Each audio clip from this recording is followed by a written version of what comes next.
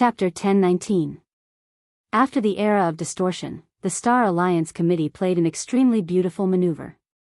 While the vast majority of people on Earth were still immersed in the destructive impact of the Third World War and were unable to extricate themselves, while the inner world was still just a budding circle, they completed this process of expelling the old and bringing in the new. They succeeded in incorporating a considerable portion of the early extraordinaries into the old system. Guys like Abner and Gong Chi are more or less like this. These old things are already used to thinking according to the logic of the old system.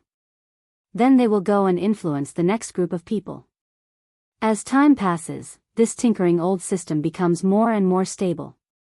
Especially with the appearance of the deep blue platform, its tolerance for mistakes increases. Its checks and balances become more and more powerful. Luo Nan had some feelings towards Gong Chi and the deep blue platform. He subconsciously followed up, so, the current situation makes Mr. Blood Demon, a push-down faction, feel that it's very troublesome? It's getting more and more troublesome, that's right. Blood Demon was very frank and direct. It was already the end of the 80s by the time I understood this reasoning. I wanted to find some like-minded people, but because of the battle between Old Man's Secret and Apollon, many people became more and more conservative. This was because they saw the possibility of serious damage to their own interests. Blood Demon expanded the topic of conversation into a broader domain. The so-called old system is just a commodity society. Of course, marginal effects must be considered.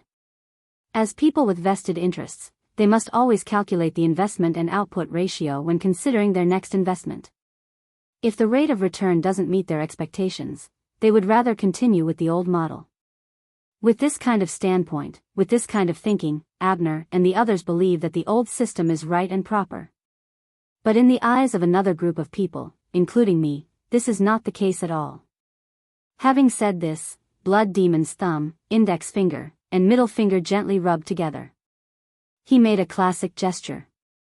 At the very least, I don't think that the ultimate power of the old system can be used to bribe the checkpoint of the new generation. Luo Nan hooked his lips. Blood Demon caught onto this small action. He cackled in a particularly exaggerated manner. I know that you don't approve of this in your heart. You have this kind of personality.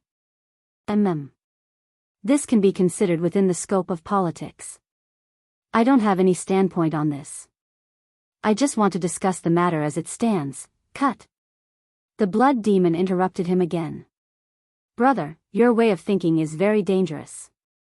The way I see it, you've made two mistakes in just one sentence, and they're both fatal mistakes. Huh? First of all, everyone with basic thinking ability has a standpoint. Don't worry, I'm not going to confuse the concept. I just want to say that if you regard standpoint as a kind of the domain, which is the foothold and starting point of all your power, then the political standpoint belongs to the forefront and extension of this domain. It is the most forward-looking, proactive, flexible, and aggressive. If you give up this standpoint, it is equivalent to giving up the initiative and initiative. This is an extremely fatal problem. Luo Nan gaped, but in the end, he just shrugged helplessly. He let the slightly intoxicated teacher Blood Demon continue his speech. In any case, listening to a few more words wouldn't kill him. TSK, why does it feel like an eye for an eye? We can refer to and learn from those politicians. How do they position themselves? They will first put the broadest value orientation at the forefront, which is the greatest common divisor of the greatest number of people's demands. Did they bring it up to fulfill such demands? Of course not. That's just the front line. When you're strong, this is the profit space that can be squeezed dry. When you're relatively weak, this is the leeway for bargaining. Of course, if you're too weak, this is the noose that the other party uses to strangle you to death. Then they will place a second layer, a slightly smaller, but still a considerable group's collective demands. This will serve as the second line of defense. Some people will take this seriously, and they will make full use of the power of this demand. This will help their group form a powerful rigidity, but the corresponding leeway for turning things around won't be that sufficient. Even if they obtain the corresponding results, it won't be that delicious when distributed to everyone. Therefore, the vast majority of operators will still only use this as a line of defense. It will serve as a relatively stable base of profit, and it will serve as a bargaining chip for further negotiations. They will set up a third line of defense. At this time, you can roughly call it a circle. Mature fellows need to protect the demands and core interests of this circle. Comparatively speaking, this is a more economical setup. They can advance and attack, and they can retreat and defend. They don't need to take too many people into consideration, and the distribution of profit is more ample and considerable. In this kind of circle, they can set up small circles. They can set up left and right, and they can jump back and forth. Even if something goes wrong with the first and second lines of defense, or even if there's a major disagreement within the circle, they can still make arrangements with relative ease. Of course, this is a field of study, an extremely profound field of study. Countless variations and calculations come from within. If one's mind is clear, one can take care of the circles expelling the old and absorbing the new, forming a living system. That would be even more amazing. Luo Nan's pure interest in the concept of a living system was 10 times, 100 times greater than the other opinions Blood Demon spoke of. However, as Blood Demon worked hard to instill information, Luo Nan began to understand the meaning behind Blood Demon's words. Luo Nan followed along with Blood Demon's words. Is there a fourth line of defense? Blood Demon shook his head. If you shrink back any further, it won't be a line of defense, but a noose. In the past, this would be the so-called lone man. But as the structure of society continues to develop, this thing practically no longer has the soil to exist. This world is flooded with information. A single person really can't support it. It's the same even if you're an extraordinary. If you retreat too deep, things will move in the opposite direction when they reach an extreme. You'll be too rigid, losing the leeway to turn around. You'll become everyone's target. This is what it means to receive the country's inauspiciousness, to receive the country's filth. Probably only a true deity is able to sit stably within. Luo Nan grunted. So you suggest. We don't need to use specific words, but we need to have a stance, especially this sort of proactive, outward expanding stance.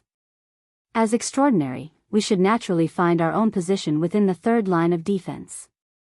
In fact, we're already in this region.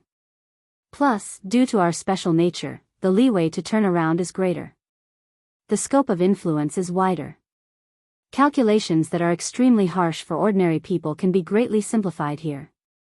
This is an advantage that others are unable to match. And if you give up, not only will you lose your advantage, you'll abandon the frontline position, and those who are more proactive will press forward. The guy who took the initiative came over and tightened the noose. Don't you feel that it's hard to breathe right now? Chapter 10:20. Luo Nan didn't immediately respond to Blood Demon's questioning. Blood Demon was afraid that Luo Nan didn't understand. He made circles in the air with his finger. Fine. Let's put it another way. Brother, how long has it been since you took the initiative in a series of situations? Have you ever taken the initiative to ask someone? Interfere with someone? Even if that person has nothing to do with you, it's just because they don't agree with you. They don't abide by the principles you desire. Luo Nan's lips twitched. Do you think I have nothing to do? Look. Look. This is where all the problems lie. Blood Demon slapped the table again, his voice rising even higher. Where is your position? It's right in front of your door. Where is the other person's position? It's also right in front of your door. An inch longer is an inch stronger. Your opponent is poking you in the face with a large white candle, and you still have nothing to do here? Fine. If you say you have nothing to do, then you have nothing to do. Everyone has reached this position. What to do and what not to do. What to advocate and what not to advocate.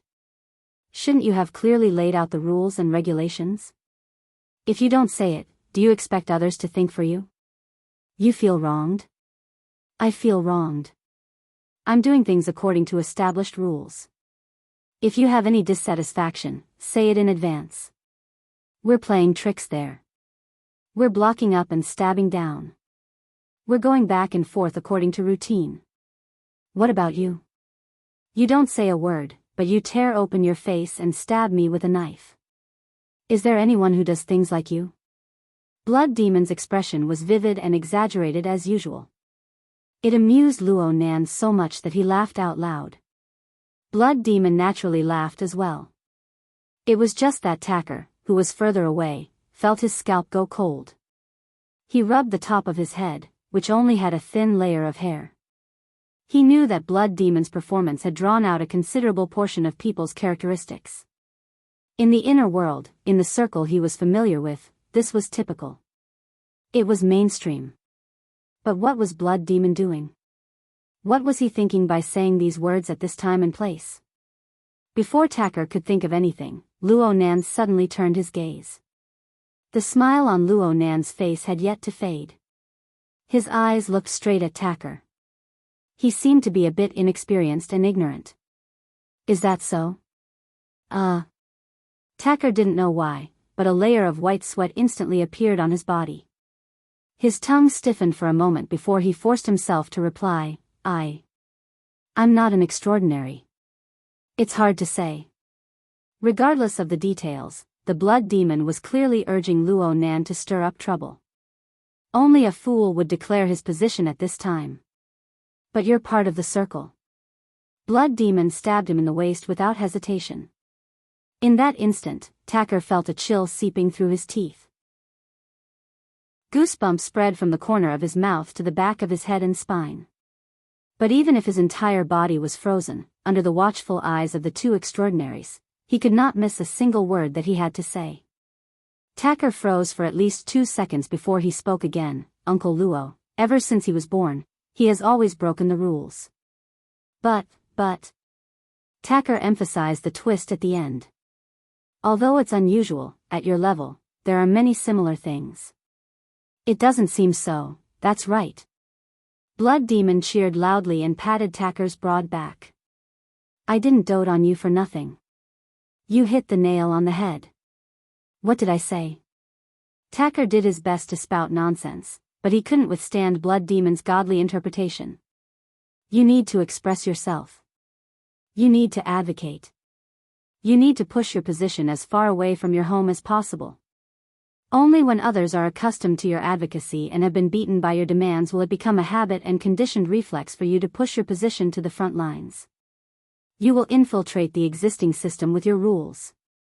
Luo Nan finally turned his gaze away from Tacker. He was a bit spellbound. He nodded slowly, but he shook his head in the next moment. I just want to talk about things as they are. That's the second mistake I just spoke of.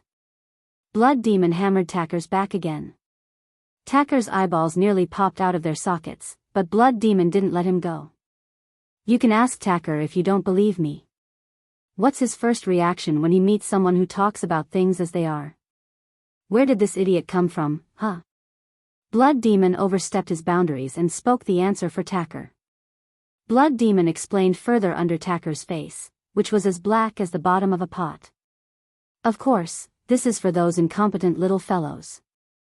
As for you, my boy, are you going to talk about things as they are? Talking about things as they are is the most terrifying, the most extreme, okay? Don't talk about the cause. Don't talk about the consequences. Don't talk about the tacit understanding that has been formed over the past few decades. Don't talk about the private and public interactions. Don't talk about the favors owed. You need to reach the most perfect state in this link. Because the perfection of this link is very likely to cause the entire situation that many people have worked so hard to design. Boom! Blood Demon raised his hand halfway.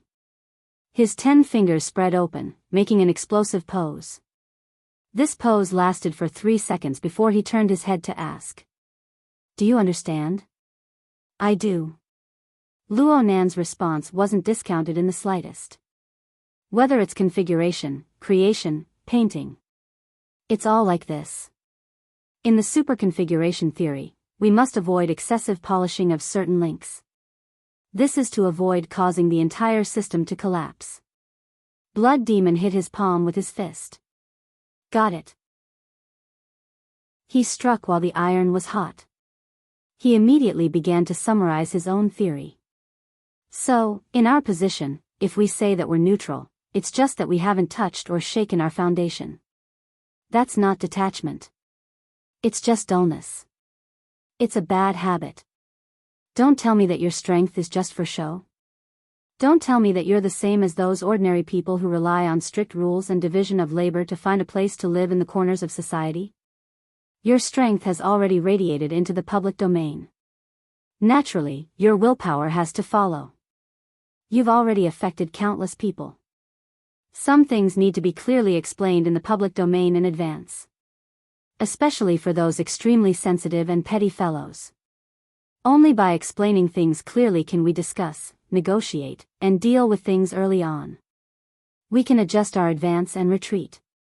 If we wait until the end to speak, then there won't be any room for buffer. Life and death will be decided immediately. In everyone's eyes, who is the more extreme one? Luo Nan sank into silence once more. He stared at the auction page in the projection area. He didn't speak for a long time. Think about it, my boy. Water. Ah, yes. Tacker reacted. He hurriedly poured ice water for Blood Demon. Blood Demon drank it all in one gulp and let out a long breath. Awesome. I feel like I'm saving the world. The divine radiance didn't shine down. On the contrary, the sky darkened. A thick layer of clouds covered the scorching noon sun, causing the brightness of the living room to decrease by quite a bit. The projection area was much clearer. It reflected Luo Nan's face, reflecting a glass-like luster. Blood Demon's gaze cut across Luo Nan's face. He turned to look outside the window. He seemed to be deep in thought. And at this time, Luo Nan's voice traveled over. Mr. Blood Demon. Do you have a more appropriate method of handling this? Chapter 10:21. Blood Demon turned his gaze back from outside the window when he heard Luo Nan's question. He asked in reply, Brother, what do you mean by appropriate handling? What standard? What reference? Blood Demon didn't give Luo Nan a chance to answer. He immediately said, according to the current rules, to put it bluntly, I'm absolutely not optimistic about you. Things have come to a head. No matter how much you speak, advocate, or protest, the foundation in front of you is weak. You won't be able to expand your front lines in time. Others will still fight at your doorstep, taking advantage of you. I believe that you are aware of this, brother. That's why you found Empress Wu and participated with her. This is tantamount to relying on the big tree that is Xia City. But there's a problem in this. Are the Iron Triangle of Xia City the type of people who have clear standpoints? The Blood Demon's words were somewhat ambiguous, but they were very clear in the context that he had been using for a long time. Ouyang's temperament is practically no different from yours. He's a pure researcher. He was bullied to no end in the past. Otherwise, he wouldn't have huddled with that sickly old you for warmth. Later, he became an extraordinary. Coupled with Empress Wu, he was only able to cover an acre of land in Xia City. Even when drawing boundaries and setting rules, he had to bring out the name of the psychic wave network. Technology has no standpoints to speak of. It can't be attacked, and it can't be defended. Instead, it's the easiest for others to use righteousness as leverage. The more advanced it is, the more fundamental it is, the more this is the case. As Blood Demon spoke, he pinched his throat and changed his tone. You're already researching such advanced theories. You're about to push the evolution of humanity. How can you have the nerve to collect a little bit of wealth and a little bit of profit? Luo Nan's lips twitched. He was supporting Blood Demon's wonderful performance. But was it a misconception? Why did he feel like he was hit by a stray bullet? Blood Demon swept away his doubts in the next second. Yes, this is what you said. You need to cooperate in technological research. You can't build a car behind closed doors. You have such a high level of awareness. What would you do if someone used this reason to look for you? Luo Nan immediately withdrew all the expressions of the water vapor clone. Shui Yao continued with a smile, speaking of which, the martial empress is not like this. However, she has probably stayed under Ouyang's wing for too long, so she has to cater to him. Thus, her position has become vague. Being allies with such a person is indeed very stable and reassuring no matter if it's a favorable or unfavorable situation. However, when it comes to matters of life and death, honor and disgrace, at the very least, you and Ouyang will end up as extremists in the end. You don't lack the courage and determination to fight with all you have, but you will still be passive. The entire situation will not change fundamentally. And you, the only unorthodox, unconventional craziness that you have is actually limited under the influence of such an ally. At this point, the blood demon seemed to remember something. Oh, I forgot to mention that Bai Hao was one of the architects of the Star Alliance's seamless integration of the old and new systems. Wang Yu is the inheritor of his political capital. Though it's said that this kid's talent in cultivation isn't all that great, he has many years of accumulated advantages under the established rules. If you two face each other, honestly speaking, brother, you'll be at a disadvantage. Luo Nan grunted. He pondered for a moment before speaking. Mr. Blood Demon, you seem to be quite certain that I'm going to face off against Wang Yu? Shui Yao chuckled. You're all youngsters. You're going to run into each other more or less. Luo Nan didn't carefully guess how much of Shui Yao's words were a reminder and how much of it was a provocation. He didn't want to be tormented by this sort of preaching anymore. He shook his head. Since I'm asking for guidance from you, Mr. Blood Demon, it's obviously beneficial for me. It's something that can reverse the situation. Actually, I've considered a few countermeasures, and they all seem to be within that extreme category that you speak of. Of course, I don't believe that what I'm doing is wrong. Or rather, what I'm about to do is wrong. If something is wrong, then it's the people who did things before that are wrong. It's the people who still want to walk down the so-called rules that are wrong. I'm certain of this. Shui Yao was clearly very serious, but Luo Nan began to laugh as he spoke. There were some things that didn't need to be said. He wasn't so simple as to measure this world with right and wrong. However, the old system, and the rules, that Shui Yao spoke of were nothing more than a set pattern that had been accumulated over thousands of years of human civilization. They were merely the way that people who grasped power and resources were accustomed to doing things. Even Luo Nan, with his immature and shallow experience, was able to pry into the source. He also understood the reason why he wasn't acclimatized. Although he had been tempered time and time again since he was 10, he received the care of his aunt's family. He didn't have to worry about food or clothing. His social circle had always been stable in the middle class of the common people, far away from the hierarchy of power. He had never been accustomed to such considerations. Now that he had suddenly risen in status, his thoughts needed a period of polishing in order to keep up with the pace. Polishing my ass. Luo Nan absolutely didn't want to polish himself on this matter. The reason was very simple. How could he have the time and energy for this? This wasn't some godly secret manual. It wasn't the truth of the universe. What value was there for him to learn and follow? What was normal in the eyes of others was distorted in the depths of his eyes, and vice versa. When all was said and done, Zhao Duan was still that me. It was a coordinate system that spread out with a different me as the starting point. It was misplaced. Whether it was the relatively objective structure of time and space, or the relatively subjective flood of the human heart, they could all be described in this way. From this point of view, the standpoint and standard that Blood Demon spoke of, as well as the source of conflict that was pointed out, were the insights of wisdom.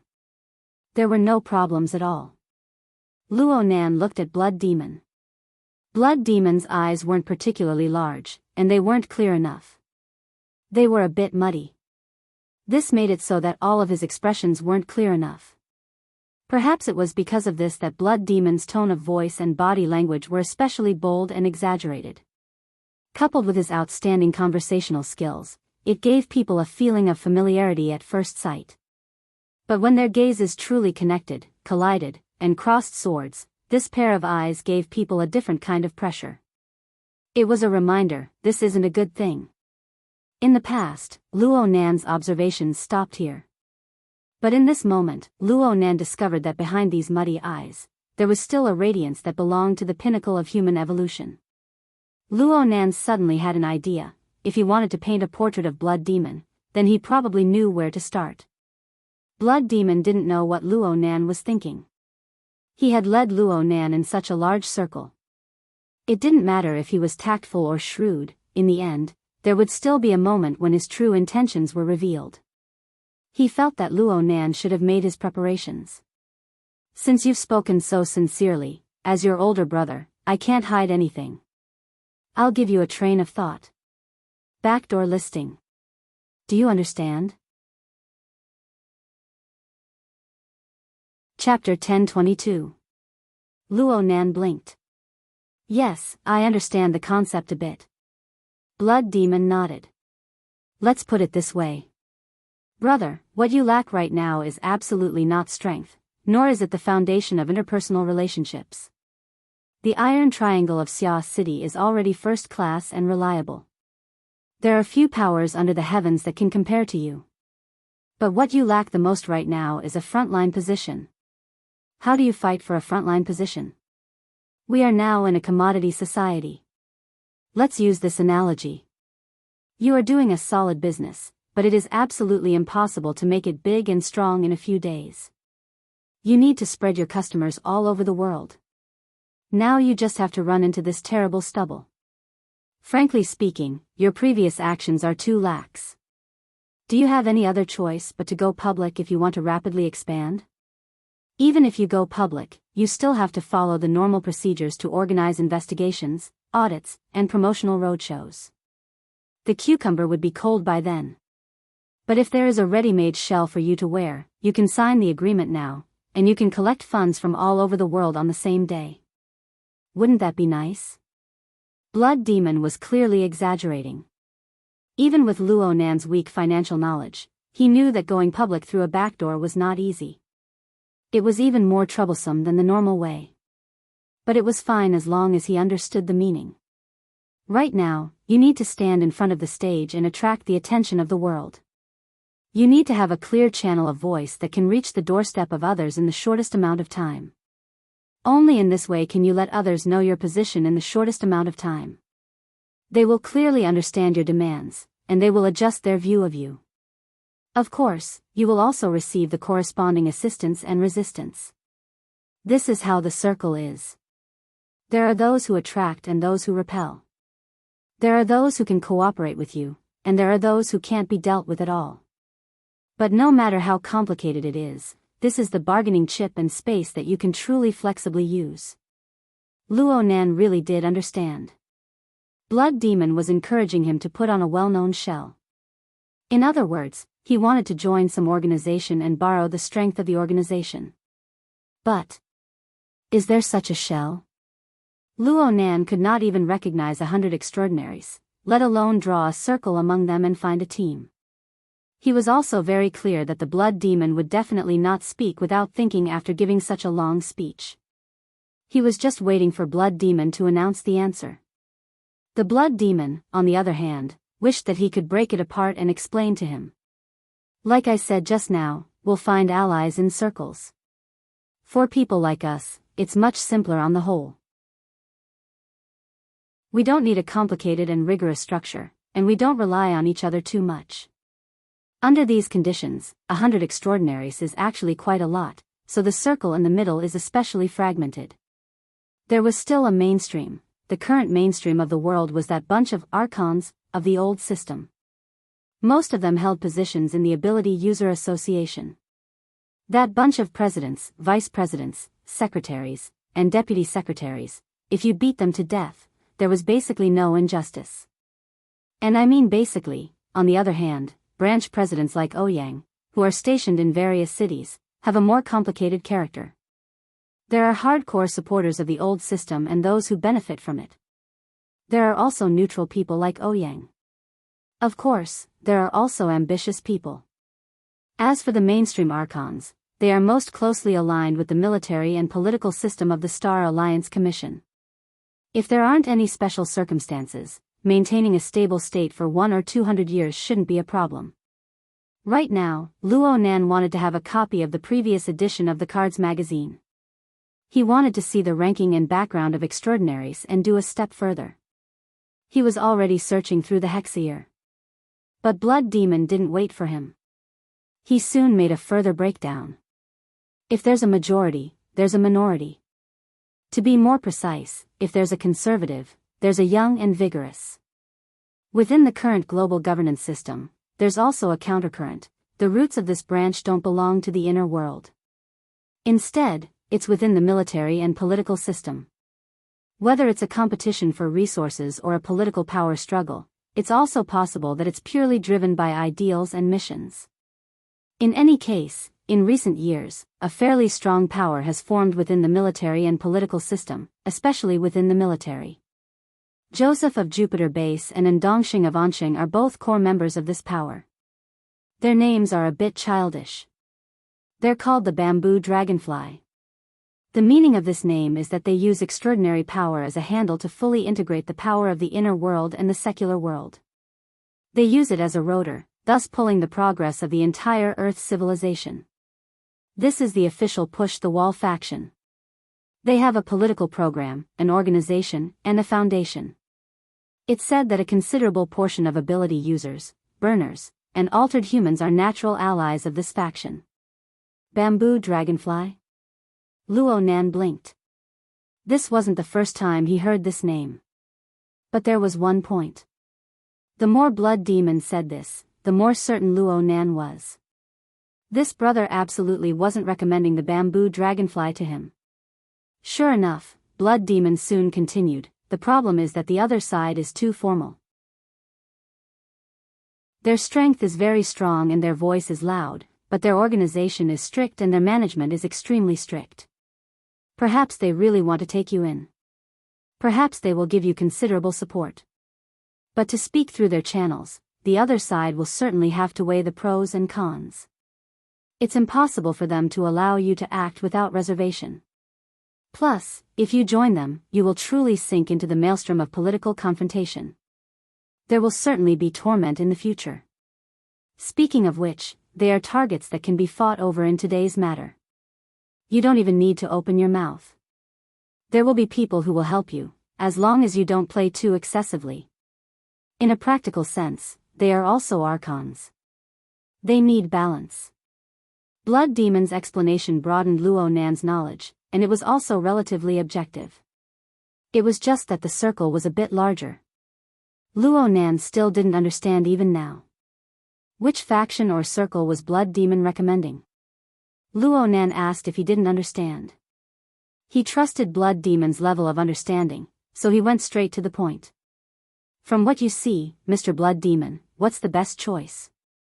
Blood Demon grinned. Have you heard of the Starry Sky Club? I think I've heard of it. Luo Nan did his best to search through his memories. It seems to be an intermediary organization that specializes in introducing missions from the inner world. Luo Nan's impression of this organization wasn't too good in his fuzzy memories. This was because the 2 out of 1,000 incident with Rui Wen had caused a considerable amount of orders to be placed there. Blood Demon shook his head. That's a peripheral job. The so-called Starry Sky Club is a place where people have groundless fears. This voice didn't come from Blood Demon. Naturally, it didn't come from Talker either. The person who spoke was still outside the room. By the time the word place left his mouth, he had already pushed open the door and entered. A nest of cowardly rats who think they have great foresight. Paired with a few dreamy idiots who dream of reaching the heavens in a single bound. Add in a few tigers, leopards, jackals, and wolves who know what's going on. If there's also a wanton humanoid calamity, then things will get really lively. Luo Nan was stunned.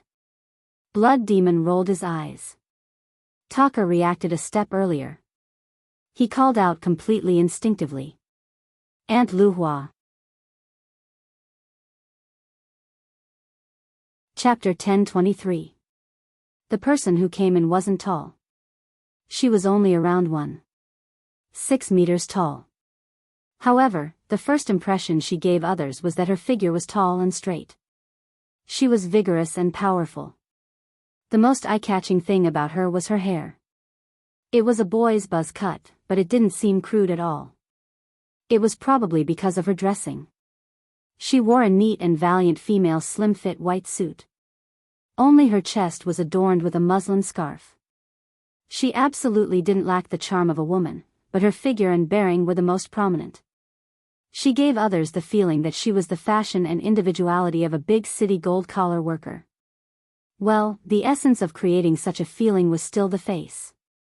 The contours of this woman's face were relatively soft. It was a typical East Asian face. Her age didn't seem strong. The space between her eyes was quite wide. She was relaxed and magnanimous, and she was rather exquisite and pleasant to look at. It was completely impossible to tell that the sharp words just now had come from her mouth. Luo Nan sized her up, and this uninvited woman met Luo Nan's gaze with a smile. Her smile matched her face extremely well.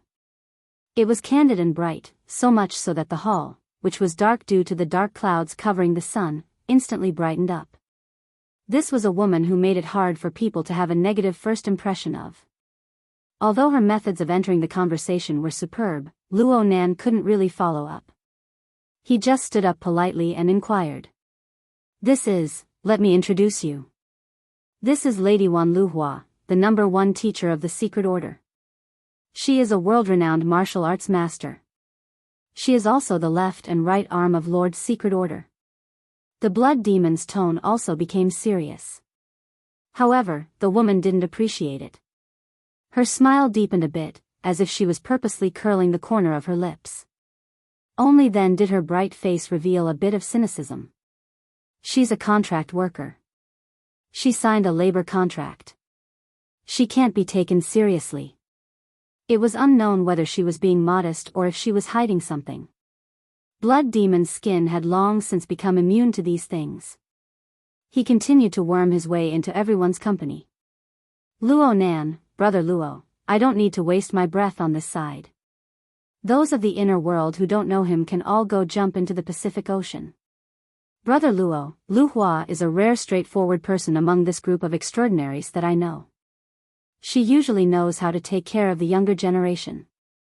Oh, no, it should be. Before he could find the most appropriate words, Wan Luhua had already extended her hand in a natural and unrestrained manner. Luo Nan naturally had no reason to refuse. He extended his hand to shake hers. Once again, one had to be mentally prepared to take risks when coming into close contact with a transcendent. Different from the blood demon's aura, which was burning arrogantly all the time, Wan Liuhua's aura was much calmer and more reserved. However, it was shockingly sharp, like a mirror that could see everything clearly. For an instant, Luo Nan was even able to sense his own reflection in the lake of the other's heart. This wasn't because his perception could already pry into the hearts of extraordinaries, but rather because the other party had a special method of reverse mapping. It was obvious that this was a powerhouse who had reached the pinnacle of spiritual cultivation. Even though it was only in the physical realm, it was not to be underestimated in the spiritual realm. Wan Liuhua's gaze flitted across Luo Nan's face, a very spirited and very cautious lad. Young people should be like this. Only then will they not be hateful. Wan Luhua was a little old-fashioned, but she didn't seem to have any ill intentions. It was just that Luo Nan's level of communication was lacking in the end. His understanding of Wan Luhua was far too little. Under these circumstances, it was a bit hard for him to smile and say, "Nice to meet you." Wan Luhua smiled at him again and let go of him. She turned around and looked at Blood Demon. "You've called me all the way here to recruit new members for the club?" "That's right, it's only effective if 2 people recommend him. Moreover, Luhua, you've always been the easiest to talk to, why not find wooing?" Did she pass the qualification check? I thought the old witch would stop her. She has always been the club's top client, so there's no reason for her to be disqualified. Instead of worrying about that side, it's better to consider whether this young man, who directly killed Jean Tong, can pass. Killing the club committee member and then filling in the position sounds like a good reason to reject. There was a lot of information in their conversation. Luo Nan's gaze turned to Blood Demon's face. Blood Demon grinned, but compared to Wan Liuhua's smile, the impression Blood Demon gave others was a mouthful of dense white teeth. How about this? Let me explain it to you. Luo Nan shook his head. Of course he had to listen to the explanation, but right now he didn't want to deviate from the main topic. Compared to the 10,000 flowing flower, which still needed to be understood, Luo Nan and Blood Demon conversed more freely. Mr. Blood Demon, your suggestion is to join the Starry Sky Club? Will joining it help me set up this so-called position? If you're thinking of going public through a back door, then where is the position of your esteemed club? Does it correspond with my position? Honestly speaking, my first impression after listening to the two of you talk is that the opinions on this side aren't too unified. Let's put it this way. Although the members of the club are mixed in good and bad. Blood Demon's finger moved back and forth between himself and Wan Luhua. The rhythm of the coordination was a bit subtly chaotic, but Wan Luhua didn't seem to mind. The relationship between the two was indeed pretty good. Luo Nan divided a portion of his mental energy to evaluate the deep connection between Blood Demon and Wan Luhua. He only heard Blood Demon continue to speak. But as long as you join this side, there's an early consensus. It's a prerequisite. Consensus? Including me? Of course. Brother, you can think about it. Think about it carefully. I say, the source of Earth's supernatural powers is built upon a foundation of nothingness. There is no original root soil. The so-called source should come from outside Earth. Do you agree? Luo Nan looked at Blood Demon, and Blood Demon looked back at Luo Nan. Wan Luhua looked at these two with great interest. 2 seconds passed before Luo Nan nodded and responded in a light and understated manner, it's quite reasonable. Whether it's reasonable or not isn't important. Blood Demon shook his head vigorously. Brother, I'll say it again. Whether it's reasonable or not isn't important in the slightest. Look at the political activities from ancient times to the present, especially from the modern era to the modern era. There are also the archons who maintain the old system. These political animals never pursue reasonable. They only pay attention to compliance, conforming to the rules they set. The mainstream power, the mainstream ideology, and the mainstream rules dominate everything. The problem is, brother, you have no chance of entering the mainstream faction right now. At least for tonight, you are destined to be a minority. How will the minority construct their own position? Of course you need to have strength, but in a situation where both sides are on the nuclear warhead level, strength is no longer important. You should have seen the news. In the parliament, in all sorts of public political situations, who are the most memorable? Blood Demon asked and answered his own question. He quickly explained, aside from the archons, it's those guys with loud voices, long arms, unconventional ideas, and the most adept at attracting attention. This isn't enough. Who's afraid of who when it comes to pure loudness? In the end, numbers hold an advantage. Then, to add more weight to this, we need to look at those who have the ability to take direct action. Not only can they roar, they can also make a move. Clowns? Luo Nan's response was purely instinctive. Chapter 1024. The Blood Demon laughed heartily. Brother, you're too thin-skinned, so your path is narrow. I understand. Brother, you're a professor, and you might be a great teacher in the future. You can't do such a despicable and shameless thing. But in this kind of situation, it's fine if you don't borrow a shell, but if you really want to borrow a shell, isn't it better to choose this kind of person? At the very least, it gives people this kind of feeling. Luo Nan looked towards Wan Luhua. He activated his soul and asked, is the Starry Sky Club like this? The latter smiled and shrugged. Hey, look here. Great teacher Wan treats everyone like a contract worker. Ahem, of course, that's because she's focused on teaching and is fair and objective in her actions. Whether it was sincere or pretentious, it was not hard to tell that the blood demon was somewhat wary of Wan Luhua. Therefore, he chose his words carefully. Of course, we definitely don't want to fight in front of everyone and make a fool of ourselves. You also know that people who do this are mostly those who have empty brains and can't come up with any useful or feasible ideas. They can only go for the bad things. We're different here. What kind is that? Ever since Wan Luhua walked in, everyone in the room had been standing. Luo Nan didn't have any intentions of sitting down and having a long chat.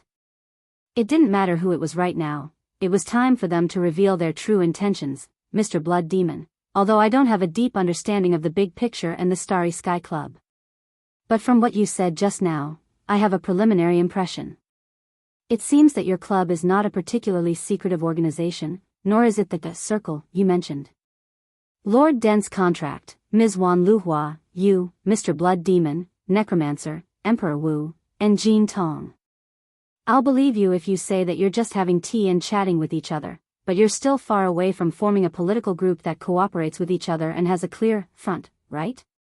You've spent a lot of effort to instill in me that what I need now is a front line that can wrestle with the mainstream archons of the old system, a ready-made space to maneuver. I think this is a very good suggestion and very enlightening. I'm willing to believe that such an approach is effective.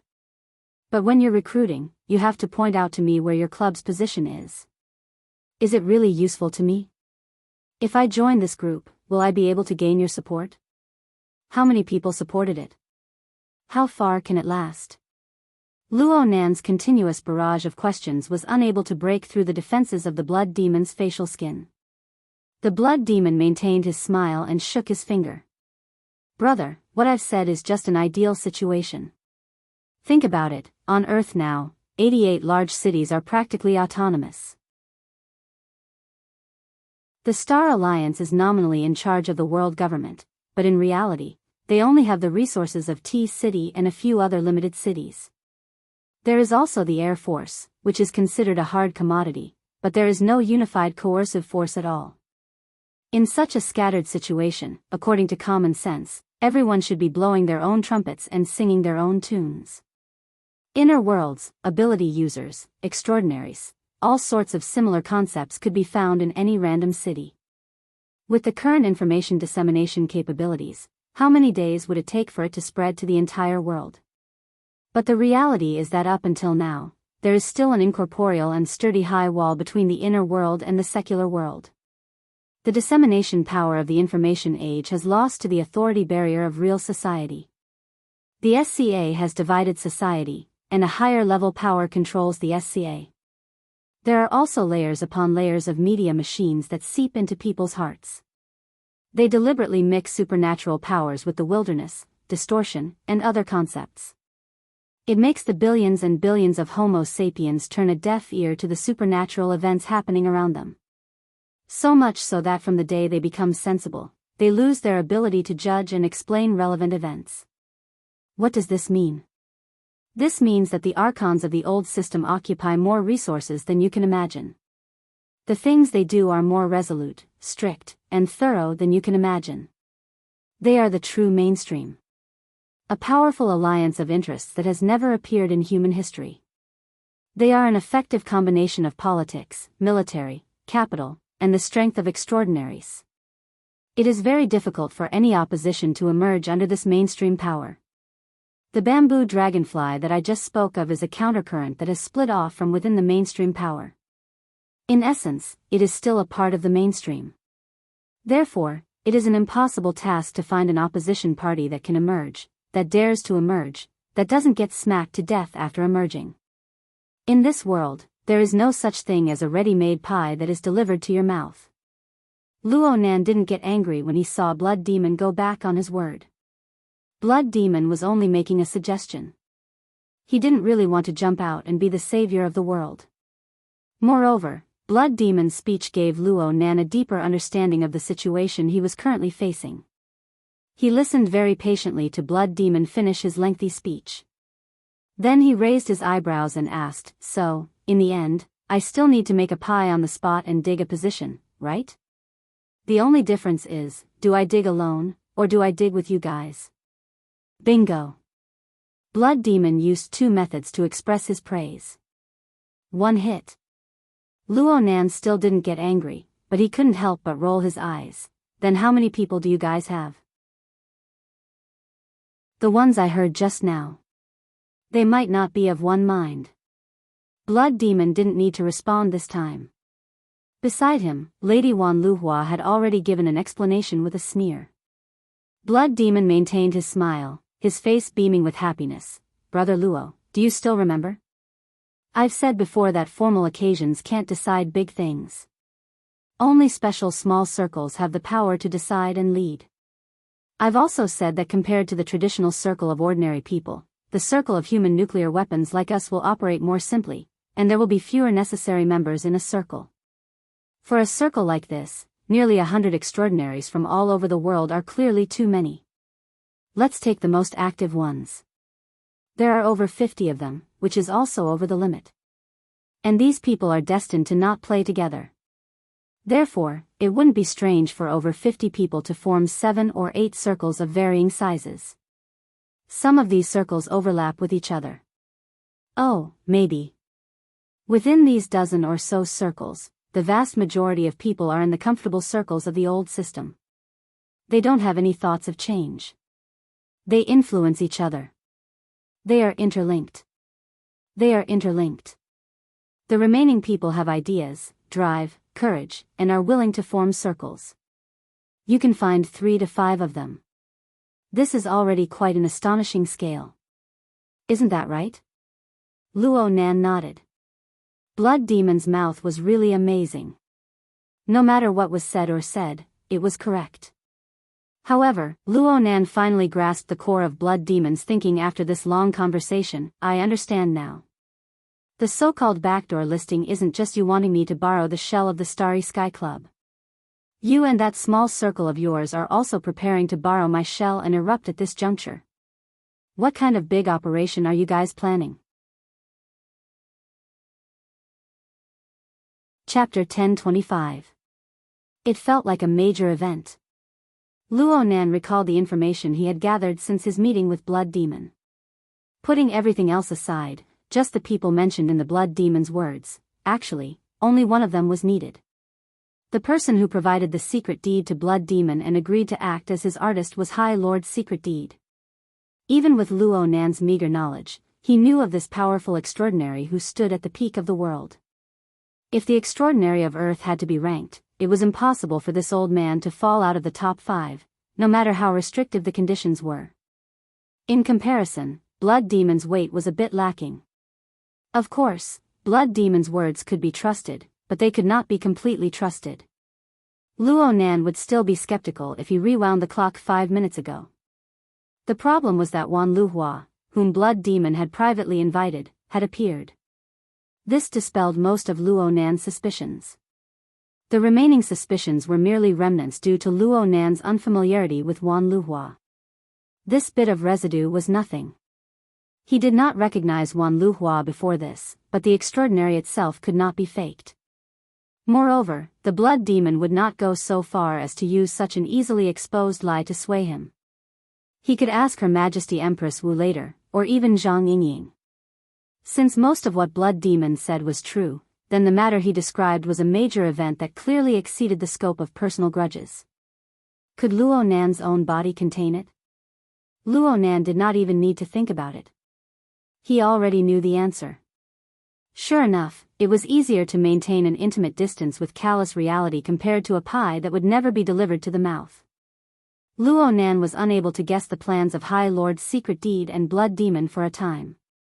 He could only rely on the fragments of information he had obtained before to make a wild guess.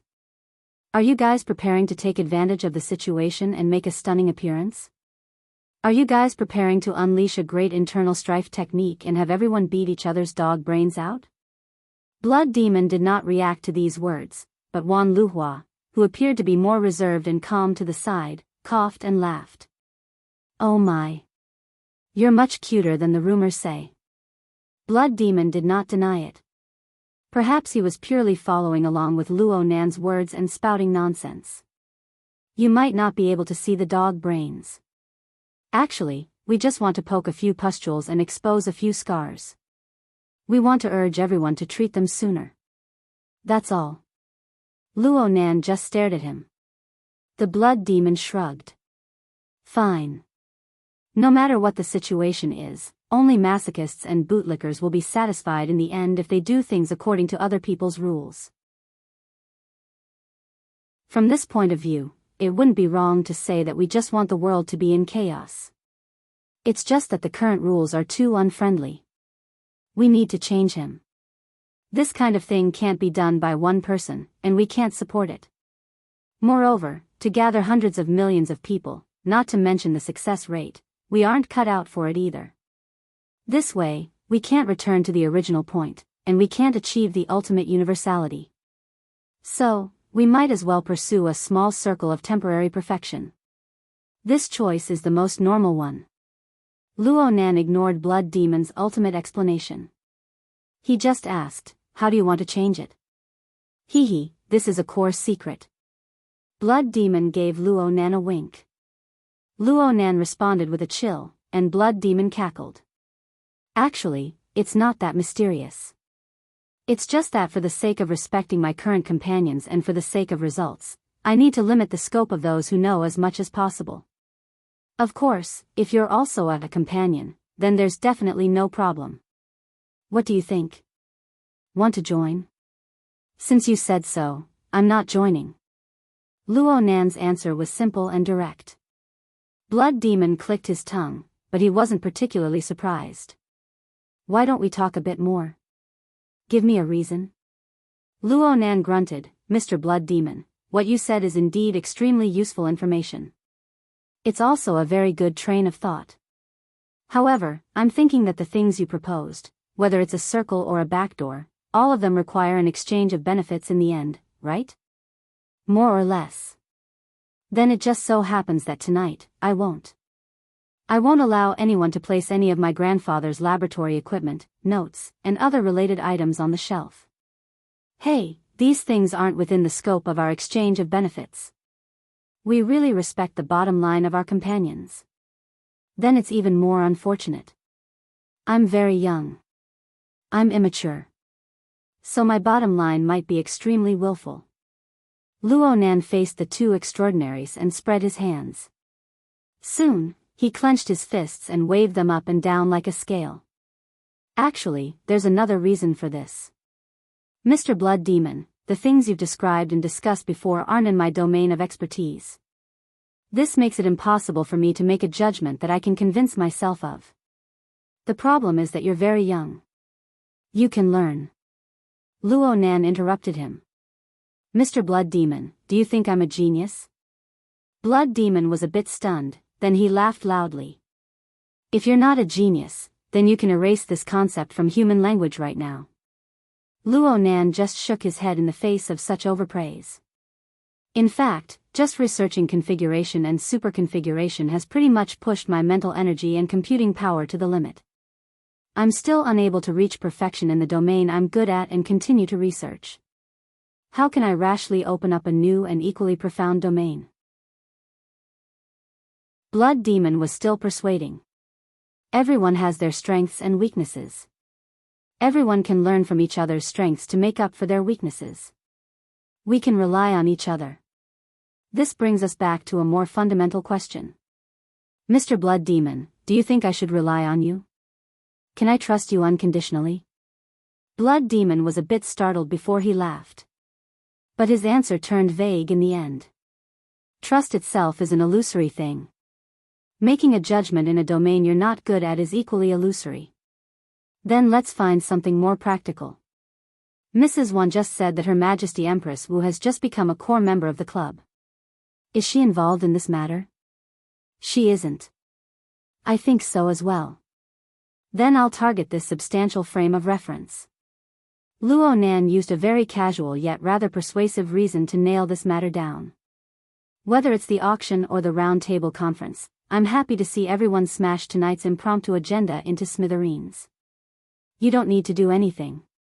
It's the same if I do it. Everyone will be able to maintain a tacit understanding. As for whether or not we can achieve the greatest results, whether or not we can keep up with each other's tempo, that will depend on our level of tacit understanding. I believe that Mr. Blood Demon is most likely thinking the same thing. Blood Demon looked at Wan Luhua. Wan Luhua smiled without saying a word. At their level, as long as they wanted a bit of face, clinging to each other didn't exist at all. Plus, Luo Nan had pretty much pointed out the key points here. Did Blood Demon really want to pull Luo Nan into their circle? He was afraid not. Even if Blood Demon could really spout lotus flowers and break the heavens with his words, everyone was just meeting for the first time.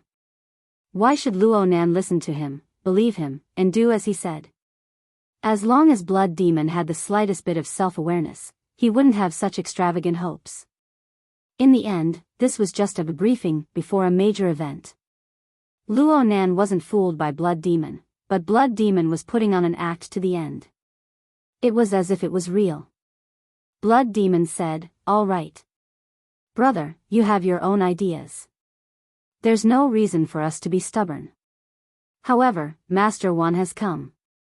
The conditions are complete. It shouldn't be a problem to simply join the Starry Sky Club, right? Even though this circle is a bit messy, we can enter like Wu Huang. Everyone can share some resources and information, slowly increasing friendship and trust. Isn't that good?" Of course. Luo Nan was still straightforward. Blood Demon clapped his hands. Good. We didn't get the bonus point question. But this result is more than a step ahead of our expectations. Brother, we really hit it off. Luo Nan lowered his head and laughed. However, the Blood Demon soon brought up another topic. If we really want to form a circle and form a clique, there's still a process to go through. However, before that happens, we can choose to do a few things to increase our friendship. Huh? Brother, you're already here, and Nephew Gu has acknowledged you as a member of the circle. You should make use of your connections as much as you can. Nephew Big Talker had been eating melons until he was stuffed. He always felt that he knew too much. He was frowning in distress as to how he should digest this information when he was suddenly called out. He was stunned on the spot. Blood Demon extended his hand. He didn't point at Talker. Instead, he pointed at the auction catalog page in the projection area. His words had nothing to do with it. How can we increase our friendship? We've been through the same window together. We've been through a gun together. We've been together. Ah, snatch. Blood Demon forcefully changed his words under Wan Liuhua's gaze. His smile grew more and more radiant, revealing his dense white teeth. Of course. How can you call it snatching when it comes to extraordinaries? Chapter 1026. Oh my, your skill experience has increased by leaps and bounds, hasn't it? You were able to grab hold of an opening during a transfer, and in the blink of an eye, you've hooked up with two extraordinaries? Cough cough. You're exaggerating. Luo Nan shot a glance at the two traveling companions not too far away. He decisively cut to the chase. I just wanted to ask you to notify Her Majesty Empress Wu. You don't need to worry about the boss. She came here to play support. As for whether you, the main commander, will be rash or send a wave, she doesn't care. I'm just giving you a warning as a friend. It's fine if you don't get sunk into the sea in the end. Zhang Yingying came to a realization before Luo Nan could respond. It seems that this doesn't matter. TSK. I suddenly discovered that no matter what your strategy is, you're simply a hooligan when it comes to tactics. We, the peripheral members, are in more danger than you. Luo Nan laughed. It's not that bad. If I get smashed in front of everyone, then my face will be devalued in front of my fellow comrades of the inner world. Oh. Since when did Luo Yuan start paying attention to these things? I just learned it. Those who don't pay attention will always be bullied more than those who pay attention. It doesn't matter if I'm paying attention or not.